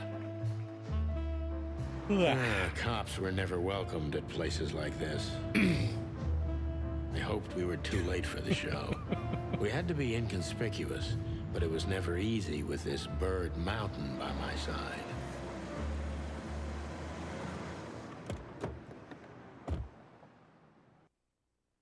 Ah, so this is the famous Tsar Club. More like infamous, Marty. It's not for our kind, that's for sure. And I don't mean that they don't like foul here. Well, at least we don't have to be afraid that they see you as a detective, Boss Bird. Very funny, Marty. Wow. So what are we gonna do now? We find Natasha, the broad who sent me the message, remember? But first we need to get into the club. And Marty, please, don't monkey this up. Excuse me? On behalf of the well-respected and noble primate community of Clawville? Cut the crap, Marty. Let's focus on what we're here for, okay? As you say, Boss Bird. I'm calling it. That bird gets killed. Hey, that's your old friend, right? Wait, what was his name? Lawrence? Lamar? No, Liam. Lewis. Yes, it's him. To be honest, Sonny, I always thought that guy's not all there in the head. Nobody's perfectly sane in Clawville, Marty. But if not for this old rabbit, I wouldn't be here today. I'll never forget that. Turn back to here and think, am I having a stroke? I had that thought when I started playing this game. I knew it was going to be a what the fuck game, but at the same time, what the fuck? Should I thank him for that? Or kill him for it. You're reading my mind, boss. Sonny, my dear friend. Hi, Lewis. This is my partner. But I'm sure you already know. You have no idea how happy I am to meet you, Mr. Marty. I'm a big admirer of your work. Pleasure's all mine, Lawrence. Lawrence. Anyways, so the legendary Chicken Police back together? Isn't it amazing news? Don't ruffle my feathers, Lewis. Those days are long gone. We're just here for the entertainment. Or something like that. I see. Well, that's a shame. You coming to kill me? See you inside? I have something to do, my pal, but I'll try to make it for the main event. Okay then. Catch you later, pal. Honestly, I think these types of women only see faceless tuxedos, cufflinks, and wallets. And in the mirror, they're just brooches, necklaces, and earrings. Don't be so radical, Marty. They're women. They live by different rules. Preach. That was kind of deep. It's not. Just bullshit. There's more where that came from. We loved you in Night of the Lepus. Well, I loved you in that dish I had last night. Killing him, Marty. Hold back. He's just goading you. It's what rabbits do. Ooh, teach me, master. When you're old and wise like me, you'll realize none of it is worth a damn thing. Wait, that was deep again, right? Maybe it was, Marty. Maybe it was. Amazing. Let's not bother her. Okay, boss. Jeez, look at that guy. That's not a guy. That's a demon. Straight from the dog-eared pages of a cheap detective novel. Yeah, I bet his name's Bill. Nah, he's definitely a Bob. $5 for Bill? Okay, I'm in.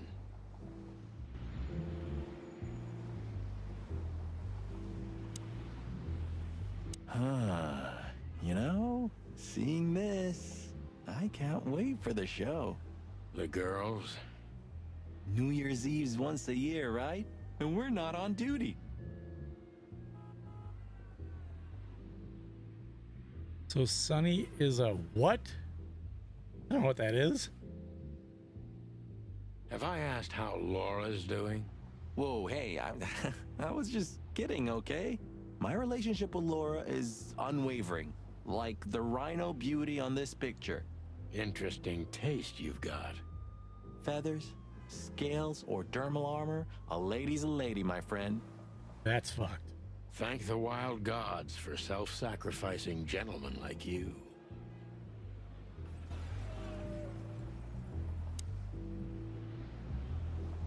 Whoa, look at that. Isn't that the new... It's a dish generally using an old rooster.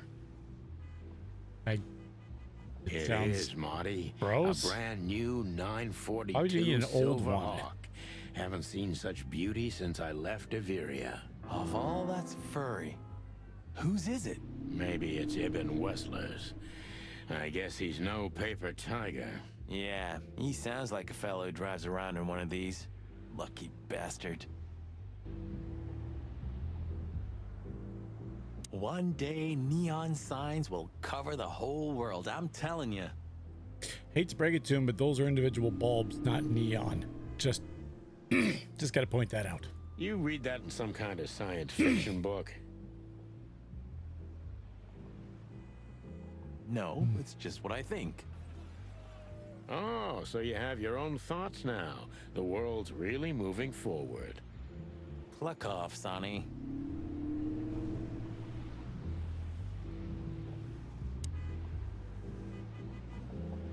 What's that say? Huh, I like this. Why is that? I don't know. 'Cause it's moving, I guess. You're a simple bird, aren't you? Yes, I am.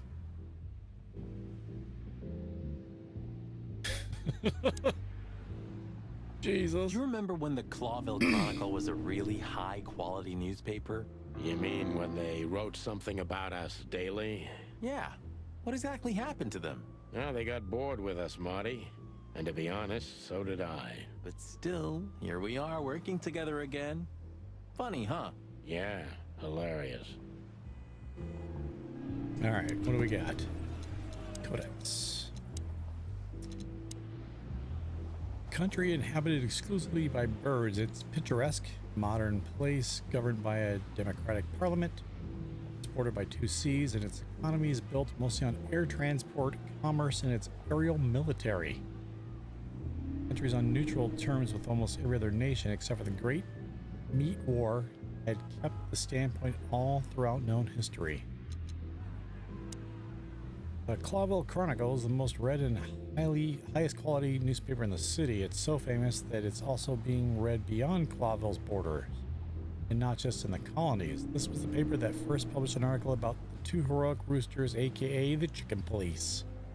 The article is written by Timothy Saltwater, a Seagull journalist who has since become someone of legend himself, a Seagull journalist. Oh, God. It'd be great if his name was Steven instead. Alright, let's go talk to Bill or Indoor Bob. Howdy, pal. Gentlemen, how can I help you on this wonderful, chilly night? We're expected in the VIP lounge. My apologies, but I don't remember ever seeing you gentlemen here before.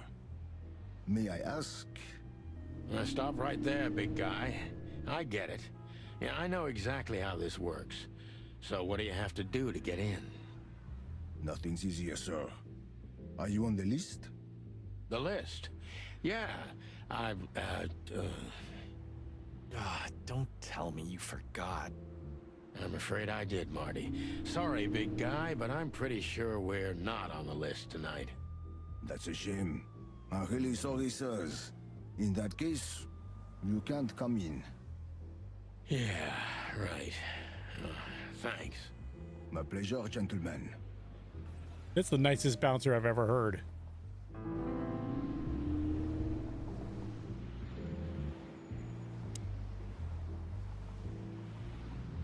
Look, I really don't want any trouble, but... It is even more inconvenient for me, sir, but this place doesn't like, coppers. Forgive the slang. I can't let just anybody in, and there are some I am strictly forbidden to. Please, you have to understand. Listen here, you cow. Do you have any idea who we are? You ever read the papers? Of course, I know who you are, sir. I read the news and more, and I must admit it's an honor to meet you in person, Mr. Santino Featherland and Mr. Marty Machikin. The Bell of the Pantheress is one of my favorite books. Oh my God, not the books again. So it would be terribly inconvenient for me if I had to use force on you, gentlemen. What did you just say? Relax, Marty. This guy has chicks like you for breakfast. Thanks for the information, pal. Have a nice night. Thank you for understanding, gentlemen. And forgive me for my austere composition. No problem, Shakespeare. Say, big guy, you know Mr. Lewis Hayworth? But of course, Mr. Hayworth is an impeccable gentleman, and also a frequent visitor of the club. Is that so? Good to know. And? I'm afraid that is all, monsieur. What can you tell me about the first lady of the place, big guy? You mean Miss Natasha Katsenko, sir? You're right on point, pal. Nothing you don't know already, sir. Just try me. Well, she owns the place. And, that's it? Well, that's, unbelievable. Pardon, monsieur, but I'm not permitted to say anything more. Okay. Just one more thing. This list of yours, where should we sign up again? I'm afraid if you don't know, it's not my place to tell you, sir. Excusez-moi, the regulations, you know. You hear that, Sonny? I do, Marty. I do. I'm gonna lose my crest from this guy. Just wait. Just don't get too excited, Marty. Not tonight. Anyway, thanks, pal. Look, Lewis, that bouncer over there. Well, yes. He is a bit intimidating, but his manners are impeccable. Am I right? Yes, indeed, but it seems tonight we're not on his list. Oh, I see. Oh, I get it. I get it. You'd like to go in, but he won't let you. Yeah, something like that. No, no problem at all. Come with me. I'll talk to him. Much obliged, pal. Yeah, thanks, Bunny. Excuse me. Ah, jeez, what the hell's wrong with you, Marty? What? Did I say something wrong?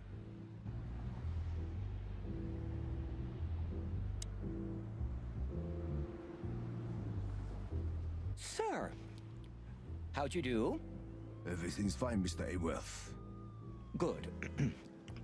Look, this noble pair of pigeons are my friends. They're on the list, okay? L'argent, sir. And as for you, you owe me one, gentlemen. Thanks, old pal. It was my pleasure to help you, as always.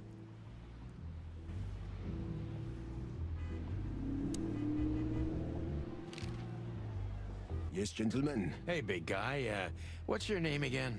My name is Archibald, sir. Archibald Conway. Well, that's not a Bob. Excusez-moi, monsieur. Archie, what? No way, that's not even a real name. I'm sorry to disappoint you, sir, but my name is Archibald Conway, without any doubt. Blackjack Conway to my friends. Well, thanks, Blackjack. It was a pleasure. We'll be on our way now. The Tsar Club welcomes you, gentlemen.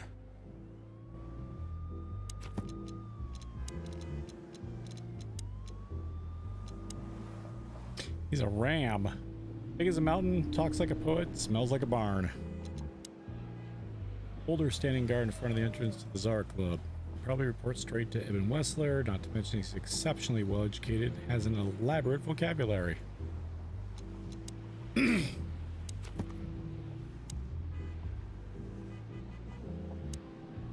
jazz overwhelmed us. There was no band in sight, yet the music seeped from the walls like years of cigarette smoke and the smell of spilled whiskey. Behind the bar, rows of fancy bottles reflected the harmonious voices of pretty dames and the clinking of crystal glass. It was the kind of place that makes you drunk, even if you've never had a sip. A dangerous place for someone like me. No matter how alien I felt, it was strangely like coming home. Welcome to the Tsar. Well, here we are. Mother of... I take you to the nicest places, eh, sweetheart? Oh, does it mean you're buying, honey? Don't even think about it. Oh, men these days. So, we're here to find a dame called Natasha. I have a hunch she won't be hard to find. Let's mingle and try to avoid suspicion. Just like always. No, Marty, not like always. This time it's for real. Big book. So, where the hell is Natasha? Let's ask that stud over there with those nice gals. That guy looks way too horny for my taste.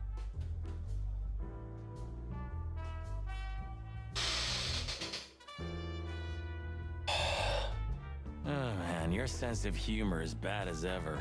You just need to get used to it again. What Yup. This is the life, huh? What's this guy do? Real estate? Mob accountant? Or is he a movie star? He looks like a coat hanger to me.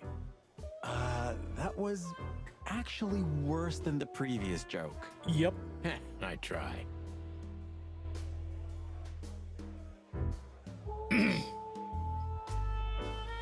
What the? She has pretty long legs.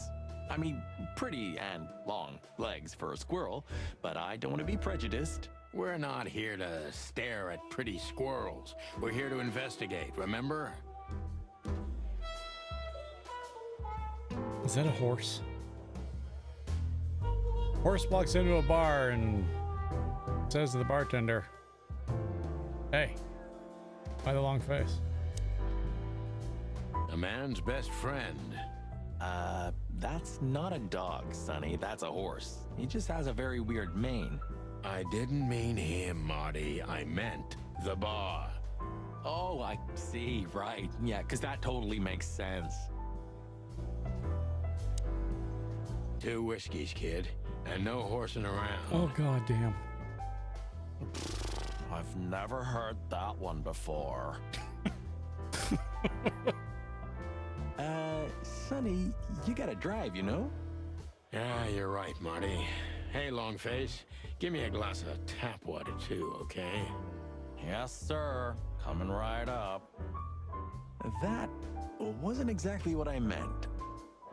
As I recall, you're always bragging about hiding your shotgun in your coat so well, no one can see it. Sure. Maybe I have it with me now. What?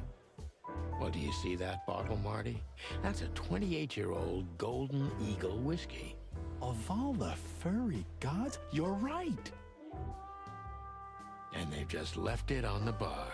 Someone ordered it, got so drunk he forgot all about it. So we're confiscating it as evidence. Yeah, well, more like stealing it. But if it's easier for you. You're twisted, pal. But to be honest, I've no objections.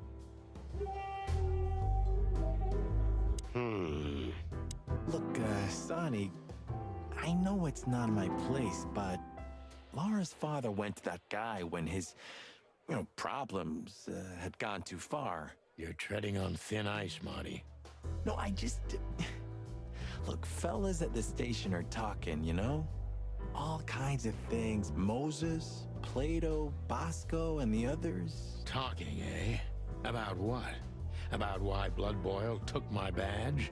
About what an untrustworthy alcoholic wreck I am? Look, I'm sorry, it doesn't matter. Wait a minute. So 1 second he's all for stealing the whiskey. I go to take it and Good. get a Let it lecture. stay that way. At least we're cracking this one together, yeah?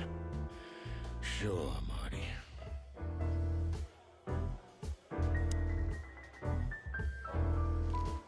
Tell me, hey Breath, have you seen Natasha tonight?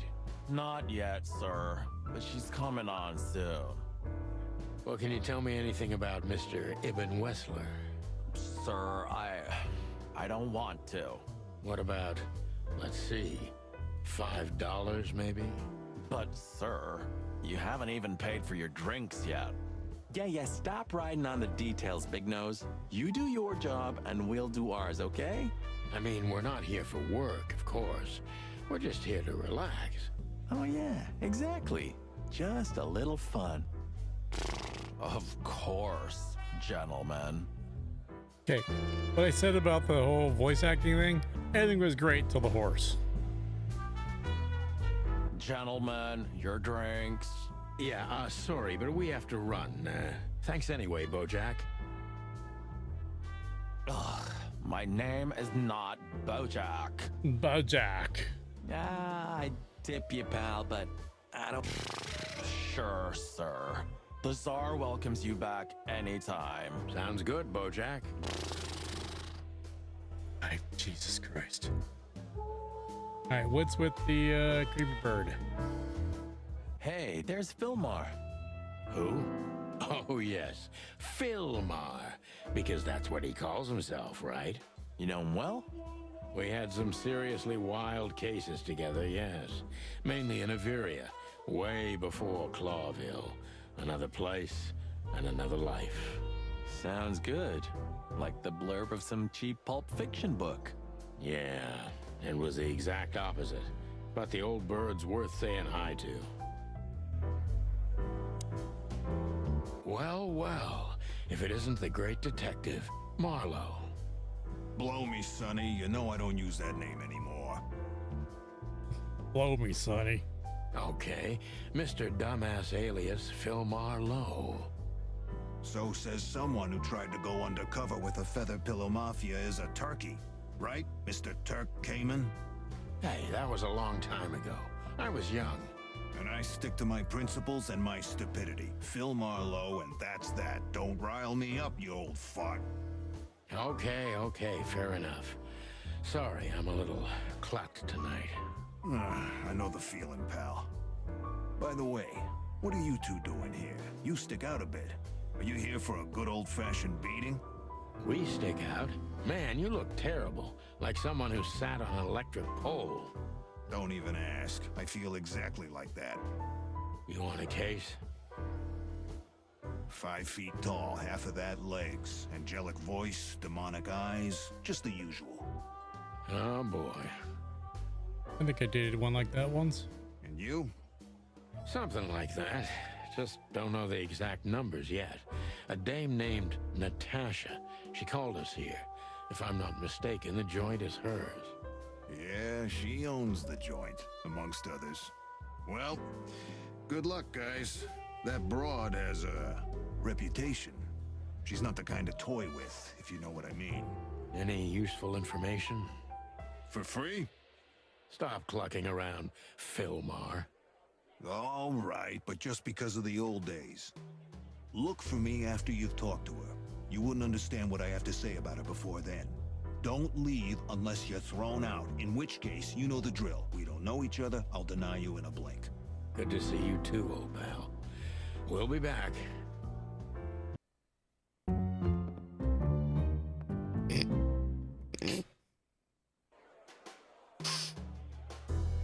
Oh my god.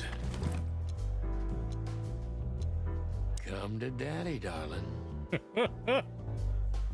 Calling booze darling, it's kind of weird, don't you think? Says someone who calls his gun collection his harem. Touche. I'll shut it. Good birdie.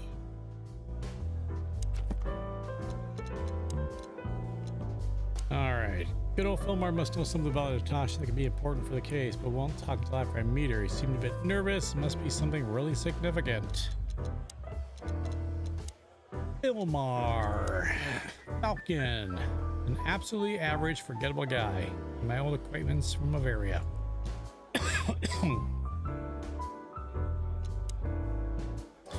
Philmar, the name he goes by nowadays, is an old comrade before the Clawville times. He's one of the best private eyes in the city, and just like most of them, he gets into trouble with the law pretty often, yet he's one of the very few people who can still be trusted in Clawville. Fox fella. A fox is a wolf who sends flowers. What? Oh, nothing. I read it somewhere. Fascinating. I didn't know you could read. Ha ha ha. Very funny.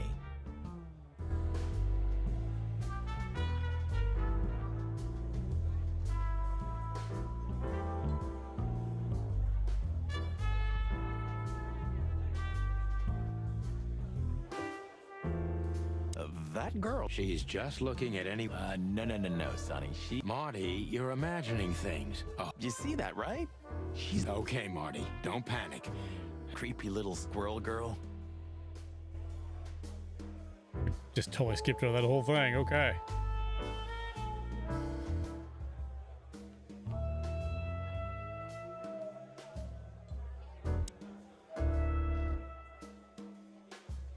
I was hoping to have missed the main event.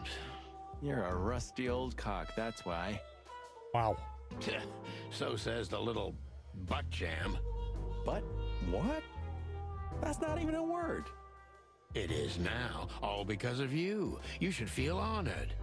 Butt jam. You know, Sonny, sometimes you're like an evil little child. Well, I guess maybe we'll talk to... Isn't that? Yes, it is. The great Ibn Wessler, in the flesh. So much for our incognito. You think he noticed us? Only if he's not entirely blind. Great. I love that he has a dejected look. That woman with Ibn, I think I know her from somewhere. Maybe in your dreams, pal. This guy is certainly not a gangster henchman. Of course he's not.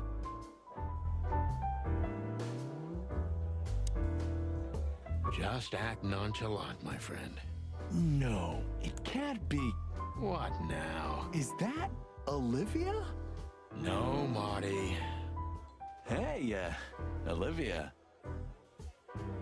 Are you talking to me? It's me. Marty McChicken. Oh, God. What a pleasant surprise. The Rooster Copper's in person. Perfect voice. Chicken Police. But yeah, Mr. Wessler, you could say so. The name's... Sunny Featherland, of course, of course. Chicken Police. Your partner is, Marty McChicken. Sir, I just introduced myself to your lady companion seconds ago. Oh yeah. I'm so happy to see you. Hello, boys. So, to what do we owe this pleasure, gentlemen? Yeah, so, we were, just in the neighborhood and... Cut the crap, Marty. All right, we're here for your sweetheart, Natasha. Oh, I see. No big deal. Just a blackmail thing. You know, horrifying threats written on the wall with blood-red paint. The usual stuff. You must be familiar with this kind of thing. Oh yeah, indeed. It's, nasty business. But I didn't know Natasha hired a detective because of this simple matter. But to be honest, I understand. I would have taken matters into my own hands, you see. But I'm kind of busy. Mr. Wessler had a meeting with Attorney General Hamtaro yesterday, so he's rather tired. If you would excuse us. Oh, please let it be a hamster. Oh, dear Olivia, it's okay. These gentlemen are just doing their job, right? And if I've heard correctly, they're notoriously thorough. So, how can I help you? We've got a few questions, if you don't mind. I'm at your service.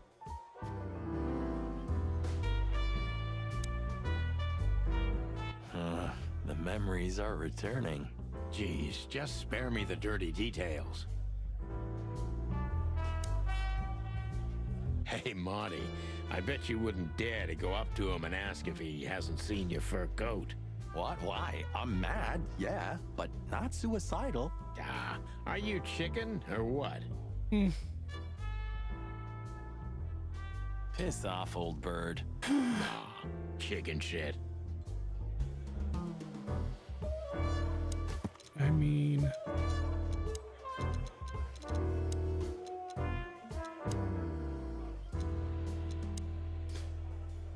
unusually tall and slim for a crow. She is quiet and mysterious. Olivia is currently Ibn Wessler's assistant and escort. Finding out whether there's anything other than a working relationship between Ms. Crow and Mr. Rat could prove valuable.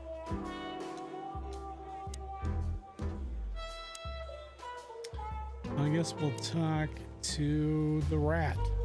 Nice bunker you got here. Well, thank you, but it's not mine. Not anymore. But I'm sure you already know that. Listen, detective. If you want to know something, please ask straight, huh? All right, Mr. Wessler, let's make this a bit more professional.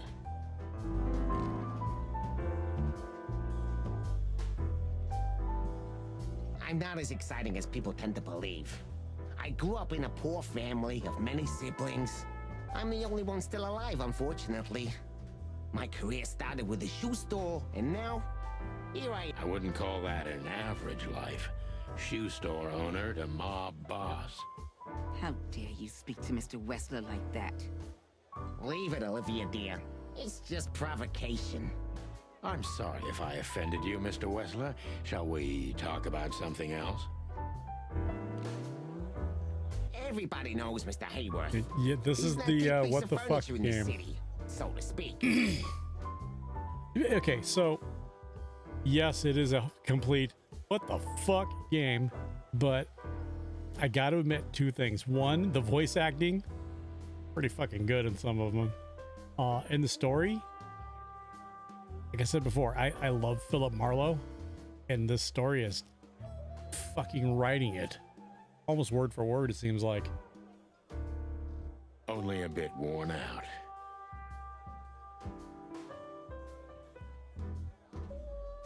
It's not my fault that he's so much in debt, detective. But the name of his family still rings quite loud in Clawville. Is that still worth anything? The name is just their name, of course. But the man behind the name is another matter, Mr. Featherland. You're a pragmatic rat. Thank you. Look, Detective, if you want to know something, just ask. All right, Mr. Wessler. Has your assistant been working for you long? Are you talking about me? Yes, I'm talking about you, ma'am. Let me answer your question then. I've been in Mr. Wessler's employment for 6 months. Why do you ask? Oh, just routine questioning, you know. Most of them aren't good for anything. Just killing time. It sounded rude to me. Yeah, please forgive a detective. Olivia's a real firecracker.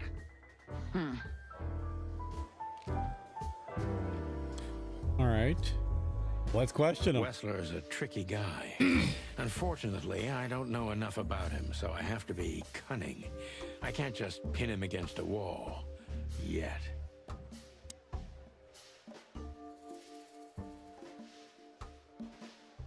How did you feel when you heard about the blackmail?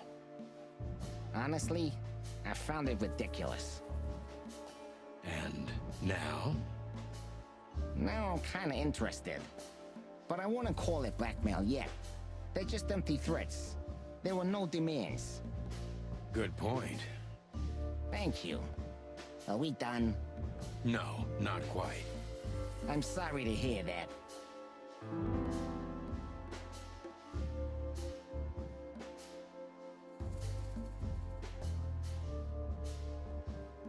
You seem a very busy man. May I ask what you do? It's, uninteresting.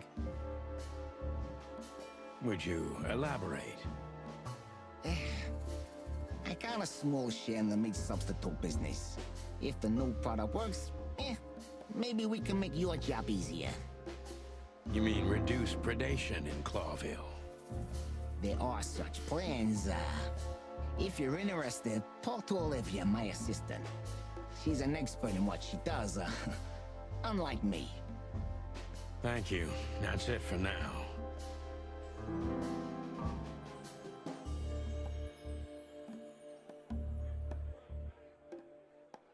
Is this place yours? No, it's not mine. Never been yours in the past? Why do you ask questions you already know the answer to, huh? Yeah, it was mine. Now it belongs to Natasha. She's my girlfriend. What a coincidence. You're very taciturn, Mr. Wessler, though I've heard you're quite the speaker. Look, I'll gladly talk to anyone about business, and even happier to talk about art. But I'm no fan of interrogation on a night out. Are you even on duty? Sorry for any offense, Mr. Wessler. Let's talk about something else. Wessler is tougher than I thought, and he's secretive. It's time to gently beat around the bush.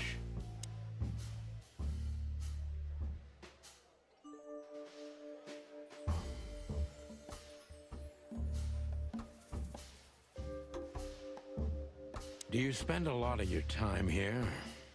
That's a strange question, you know. Humor me. Of course I spend a lot of time here. I'm here every time Natasha performs.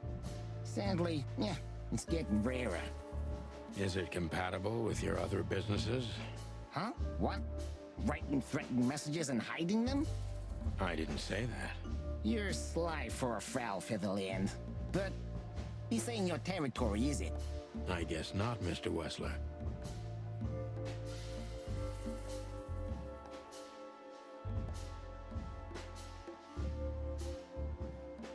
Is everything all right between you and Natasha? Yeah, you don't beat around the bush, do you? Understandable, I guess. Naturally, our relationship is stable and perfect. I'm the setting, she's the gemstone. Yeah, if you know what I mean. I rarely hear such poetry, but I understand exactly what you mean, Mr. Wessler. So, you have your answer? No recent friction? Wouldn't you like to know? It would make my job easier. Yeah, it would only lead you astray. So be glad that I tell you no. No friction. Ibn is quick-tempered, and I can use that to my advantage. I've confounded and softened him with my previous questions. Now it's time to be specific and ruthless.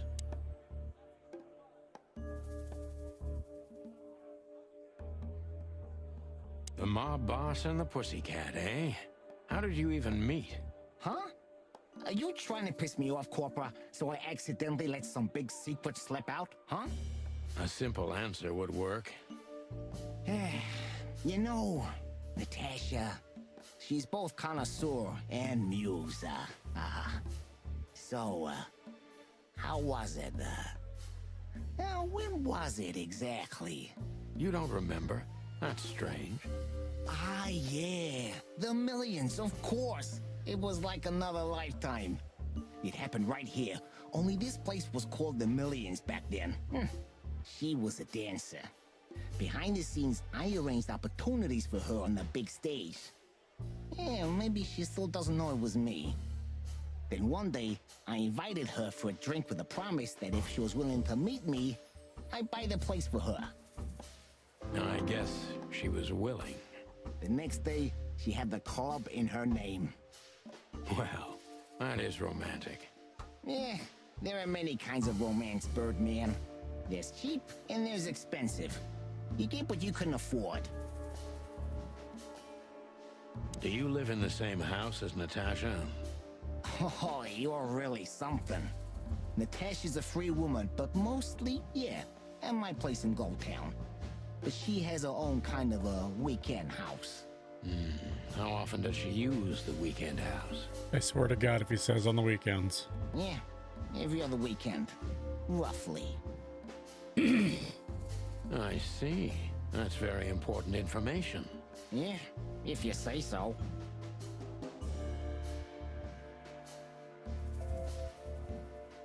Is she completely alone when she's there at the weekend?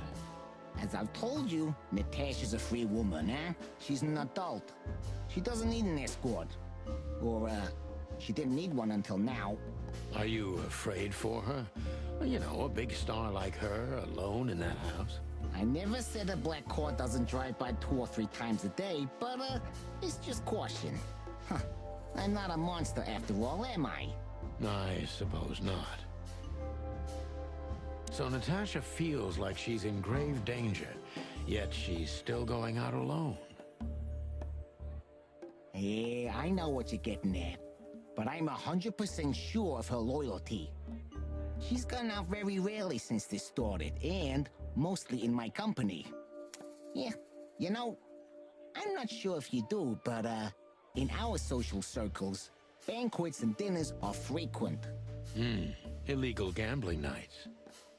You got me there. Yeah, you're right.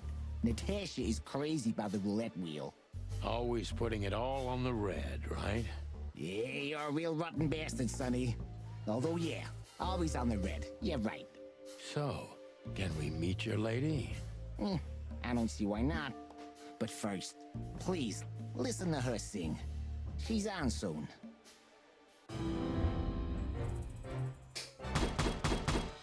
Oh! Only 4 out of 5. I am not gonna fucking continue that. Thank you for your time. We'll be seeing you. I have no doubt about that, unfortunately.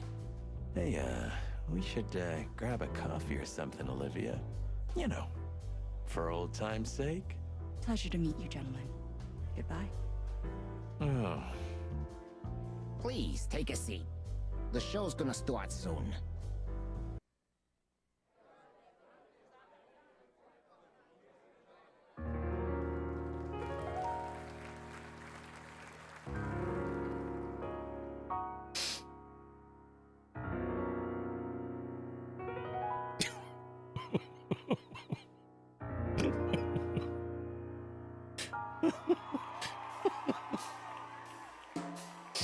Holy fuck.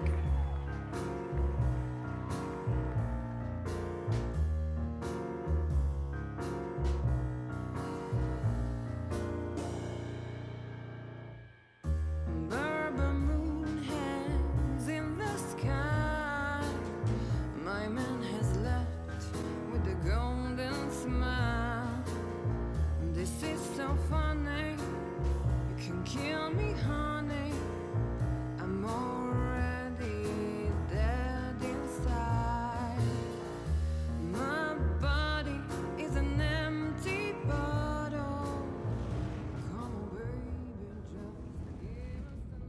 Sonny.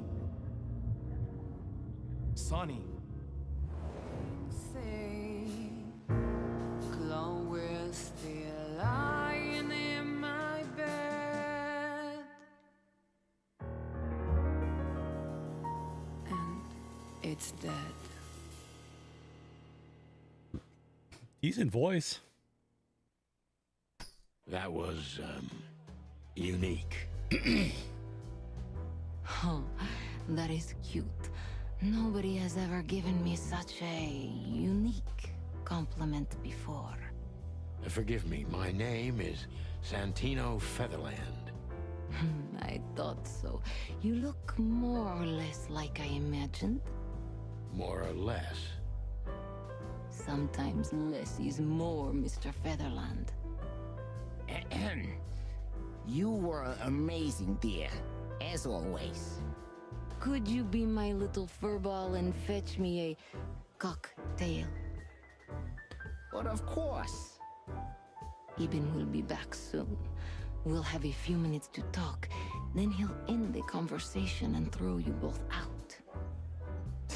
With all due respect, ma'am, we're not that easy to get rid of. Doesn't matter who's trying, believe me. Doesn't matter, he'll do it. That's why I'm telling you. I don't want a scene. My room's upstairs. Meet me there in 20 minutes. Come alone, Sonny. You'd be too conspicuous otherwise. Hey. I understand. You know, they call him Target Marty at the station. I don't have time, Mr. Featherland. Sure thing, Natasha. I'll come to your room. 3 knocks, a short pause, then another 3. I'll be waiting. Go, before he comes back. I knew she was trouble the first time I saw her. She wore danger like a perfume. It was simply part of her being, and it attracted me, like light attracts the moth people. I wanted to be the microphone as she whispers her melodies, or the pillow she rests her feet on while reading some cheap romance. I wanted to be her nightdress, barely touching, barely covering her marble skin. But I was a cop, and a lifetime wouldn't be enough to rid myself of what a woman like her hides under her makeup. Keep your distance, Sonny. Just keep your distance.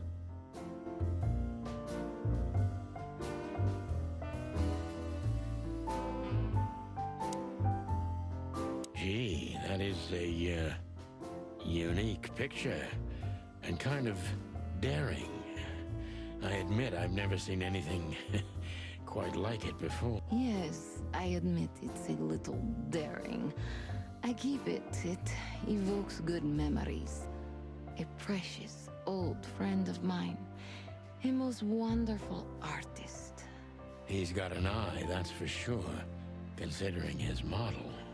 Was that supposed to be some kind of compliment? I don't know. I don't compliment often. Not on purpose, anyway. Oh, you're funny.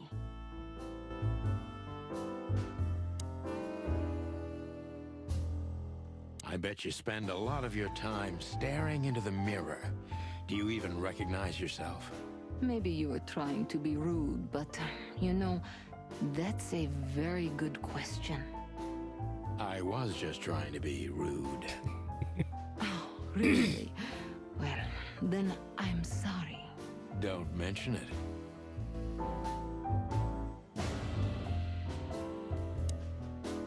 This woman's aware of her charm, and she knows how to use it. A rare and dangerous combination. How do you like your bourbon, Mr. Featherland? In a glass. But thanks, I had a couple before I came. I feel like this may be a long night. I hope it doesn't bother you if I have one myself. I get offended if women don't drink in my company. Oh, you are a funny guy. So I've been told. Anyway, lovely room. Yes. Look, Mr. Featherland. It's sunny. Saves us a lot of time. Okay, Sonny. So, why am I here? You know, men tend to babble in my presence. It must be exhausting. It is, but you're not the type to beat around the bush. Is it too banal if I tell you it's an occupational hazard? Terribly. So can I start the unpleasant questions? I've asked you here so you can do what you do best. Drink? Really? I thought you asked because you wanted me to investigate for you. But if you'd rather be drinking... Motherfucker. You do have a sense of humor. How reassuring. Only if I'm a bit hungover. That's usually quite common. Oh, please drop the act about being the alcoholic, heartbroken ex-cop, Sonny. It would undoubtedly suit you, but I've seen you scanning my room. From the second you set foot in here, you started working, and everything I say gets sorted in your brain. Am I right? That's a bit of an exaggeration, but yeah, it's something like that. Well then, Sonny, come at me. Oh, that's something I don't hear often. With pleasure. Jesus Christ.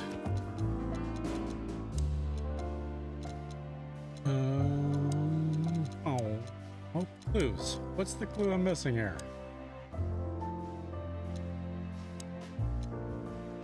Oh, here. Ibben's trying very hard to change the subject when it comes to threats. He obviously knows more than he's willing to. Yeah, no shit.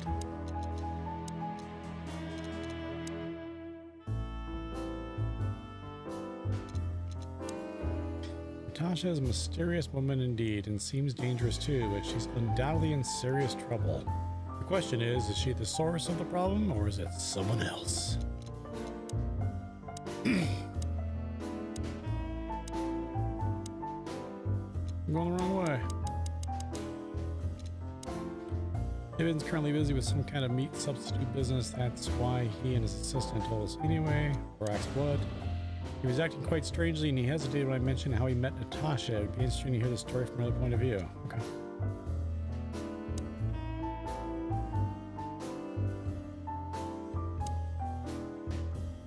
Seriously, how did you find me? Not even my boss knows where I live. Although I didn't include Ibben in my little private mission, some of his resources were still available to me. Yeah, let me guess. There's someone at the station working for him. Someone? You're so cute when you're playing naive. Have you ever had dealings with the police? Not in this city. And otherwise? Does it really matter, Mr. Featherland? Maybe it does. More than a little. I'm afraid you'll have to unravel that thread yourself. But you will find nothing but a dead end. Get into it. Natasha is a confident woman. I can exploit that. But I must be careful. Every part of her oozes danger. That was a remarkable performance. I'm glad you enjoyed it. Do you perform here frequently? You're also the owner, if I'm not mistaken. Sadly, I don't have the time, but the stage still calls my name, and I perform just a few times a year, and always with a new song. So that was all the excitement. I have many admirers, if that's what you mean. Yes.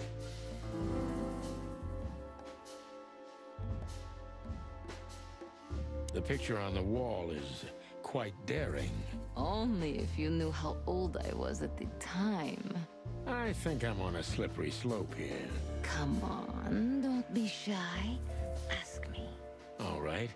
How old were you? Did you really believe I'd tell you? You're quite a player, aren't you? Life is anything but a game, detective. You tell me. Do you think one of your admirers might be behind the threats? Those who admire me usually idolize me.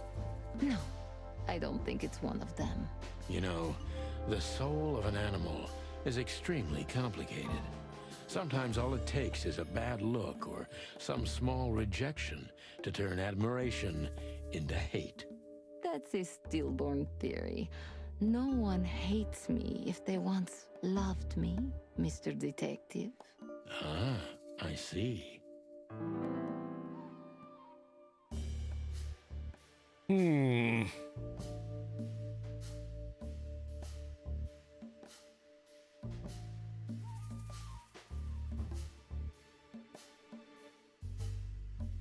Why Deborah? She's a nice girl, but why didn't you come to me? Didn't you ask her the same thing already? I did, but I like to hear it from all sides. Well, since this whole thing started, I admit I'm not too keen on leaving my home. When I do, it's only with an escort. Ibn Wessler has nothing to do with this? Ibn has everything to do with me. Almost everything. But I didn't want to upset him with this. He thinks I'm overreacting. Deep behind the diamond skin lies the truth. It doesn't matter how hard Natasha's trying to hide it. She's scared. Now I must concentrate to finally find out what I want to know. What was in those threats, exactly? The message itself is not a threat. It's just a word. But a word again and again is threatening. Exactly. So? You really don't have any idea which word could be used for a woman like me? I guess I do. Yes, I think I know what it could be. Whore. Cat got your tongue? Am I right? You heard it. I said what you were thinking. And yes, that was in the message. That was printed on the paper and painted on my wall in giant red letters. Well, thank you for your honesty.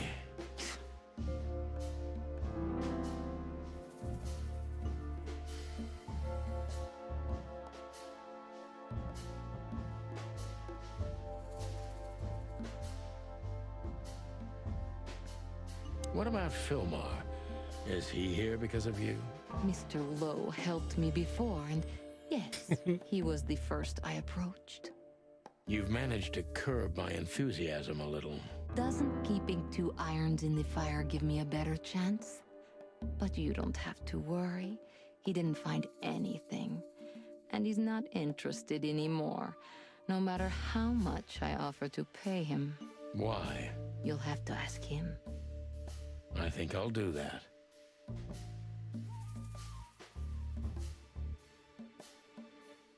A dark shadow from the past. Don't think your brain can Ex-lover. deal with this A game. husband, maybe. It's different. I'm surprised you asked that just now. Well, I have my habits. Some call my methods peculiar. What a curious way to put it. I'm a curious kind of fellow. So? I've never been married, and I don't really have any serious relationship before Hobart. A more dangerous, not serious relationship, maybe? I've never been with anyone long enough for them to hate me. Love is just another face of hate. So is hate a face of love, then? I guess. Were you on the run? No, Mr. Featherland. I came to Clawville with a clean slate, and I'd like to believe it will stay that way. You mean as the girlfriend of Ibn Wessler, the biggest mob boss in Clawville? Yeah, good luck with that. Natasha is a mysterious woman, but I must gouge out at least one of her secrets. Enough games. It's time to know why I'm here. Let's stop beating about the bush. How do you know Molly? I'm prepared for that question, but it's still not easy. You knew very well that if you threw in the name of my wife, I'd come to you no matter how vague and suspicious the case was. I just want to know if you're simply a manipulator or you're really that desperate. I really know her. I'm not lying. Oh, really? How? Were you a nurse, too? Forgive me, but I don't think so. Don't be rude and so cynical, Sonny. I'm sorry, but that's me when feline claws are at my throat. Molly is an old and good friend of mine. She has nothing to do with this, but I knew that if I didn't mention it to you, you wouldn't have come. Yeah, Natasha, you're right there. I knew you were a decent fowl, that you would help me. That's what you're famous for. Don't go there. Flattery doesn't work. Look, forgive me. I shouldn't have brought your wife into this. You're right, you shouldn't have. But to be honest, I don't think she's my wife anymore. On paper she is, but I haven't seen her in years. I'm sorry, I didn't know. Really?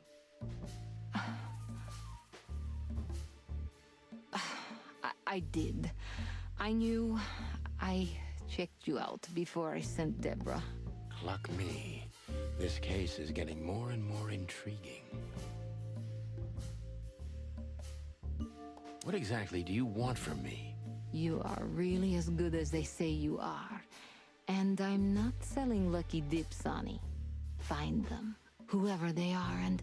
Whatever it takes? Not exactly, but something like that. You know, if I didn't see the speck of fear behind the confidence shining in your eyes, I wouldn't take the case. I'm not afraid. You're terrified, Natasha. Don't be ashamed. You must solve this. As soon as you can. Money's not an issue. Only 60 again.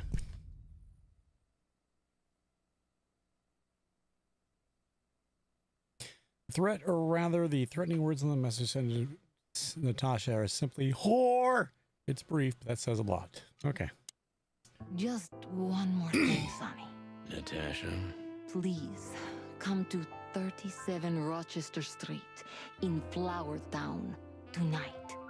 I'd like to show you something that could be of a great help in your investigation. I was afraid this was coming. Why there? Why not here and now?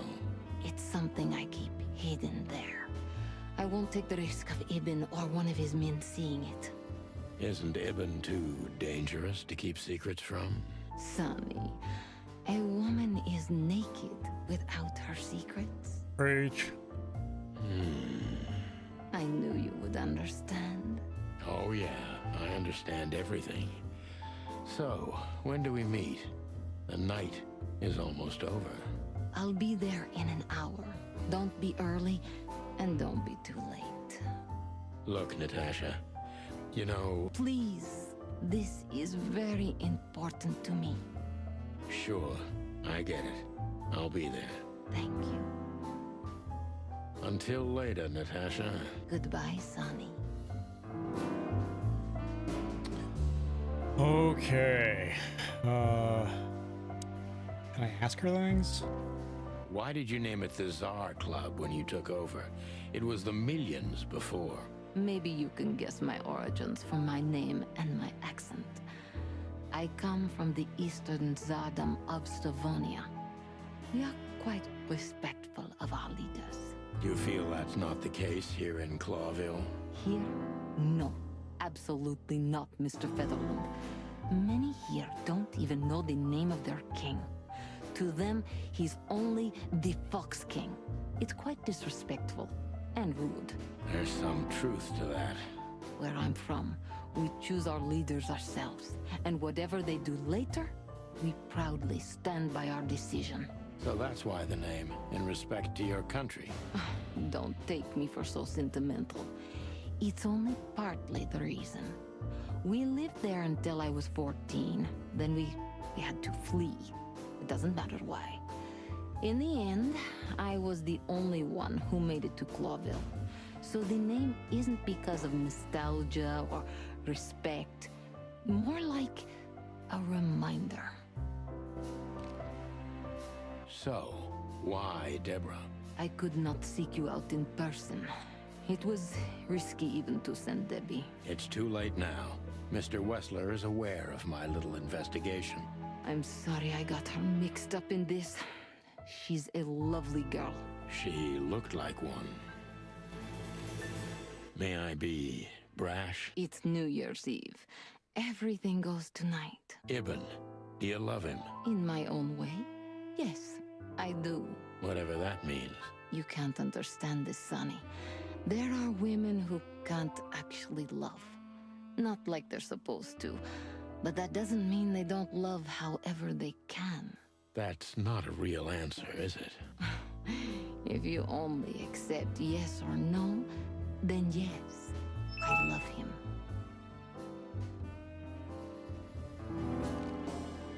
So this message... I'm sorry I had to upset you, Sonny. But if I didn't take that step, would we be talking here right now? Well, probably I'd be dead drunk and counting sheepmen in my dreams. I'm good for you, you see? Yeah, you're a real angel. Why just me? What's wrong with my partner? Nothing in the world. I just like to be discreet. I wanted to talk to you in private because of Molly. Thank you for your discretion. It means a lot. Don't mention it. So, who's this Olivia bird? I know well what you're curious about. You want to know if she's sleeping with Ibn. The thought may have crossed my mind. You men. But guess what? Maybe she does. You don't care? As long as he loves me, I don't. Well, that's your business. What do you know about her? She's not the one threatening me. You can be sure of that. I know that was your next thought. The lovesick assistant is jealous of the boss's girlfriend and wants to flick her out of the picture. It would even stand up, but Olivia doesn't have feelings. If she let Ibn sleep with her, it's because she does what he says, nothing more. That was so honest and raw, I'm inclined to believe it.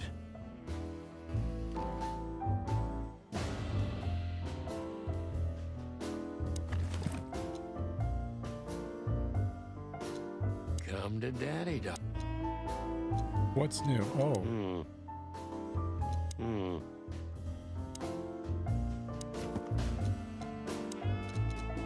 New clues. Okay, she's afraid for it's genuine. She doesn't tell me everything regardless. I don't like it. Might have meet her weekend house. Show me something. You know, situation. Be glad about it. In this case, I'm worried. And the horror business. Yep. How about that?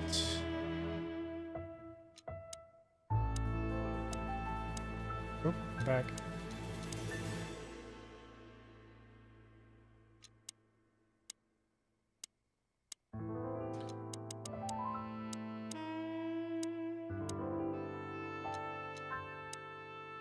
Summers also used to work for Natasha, but he got out of the case before it got too hot. Anyway, he kept a piece of evidence as any good PI would, which could be useful. Okay. And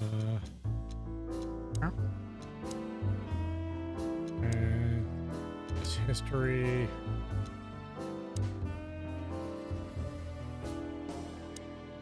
Well? Weren't you supposed to be waiting in the... I was bored to tears, Sonny. I also thought maybe something happened to you. You thought Natasha had eaten me alive, huh? Well, who knows? You're such a fragile little thing. I'm too old for this, Marty. Then next time, leave the dangerous predators to me. I didn't mean that, Marty. I meant... Oh. Ow. Alright, let's talk to him. So, have you talked to Natasha? In fact, yes. She was, kind of mysterious. I bet she was. You know, I've never abandoned a case before. Not voluntarily, anyway. But that woman... You're, too old for this shit, huh? As you say, pal. That's exactly how I felt, too. Before you leave, take this and examine it closely. What is it? The reason I've decided all of this is not worth it for me. Wow, that sounds encouraging. Take care of yourselves, guys. This case, maybe it goes deeper than you'd think. Oh, that makes my feathers stand on end. Ah, old croakers. You're safe while I'm here. He dies. Okay, I didn't say anything. We stepped into it, didn't we? Of all that's furry, what kind of a list is this? Exactly. I have no idea, but I don't even want to find out. Those names, all top dogs. Maybe they play cards together. Sure, that's very likely. Anyway, I pried this list out of a dead man's hand. Somebody dropped him outside the forest, a few miles from the Wessler residence. I should have known she was keeping secrets. Keeping secrets? She's the secret herself. Thanks, Filmar. This could be important. Don't thank me. Maybe I've just signed your death warrant. Oh, thank you, sir. Oh, shut up, Marty. Oh, motherfucker.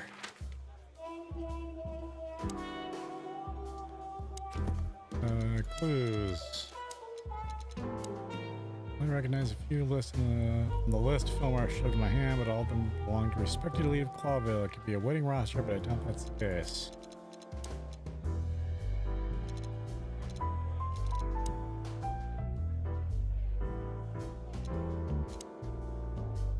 All right. I think we'll end it there. Jesus Christ. I don't know what the fuck I've gotten into. Something different. So, anyway, thanks for hanging out tonight. Want to hang out? You guys have a good night. Stay safe. Be kind. We'll see you tomorrow night. I don't know if I'm playing this. Maybe I'll play Pet Shelter Sim. Figure it out tomorrow. You guys have a good night. Peace.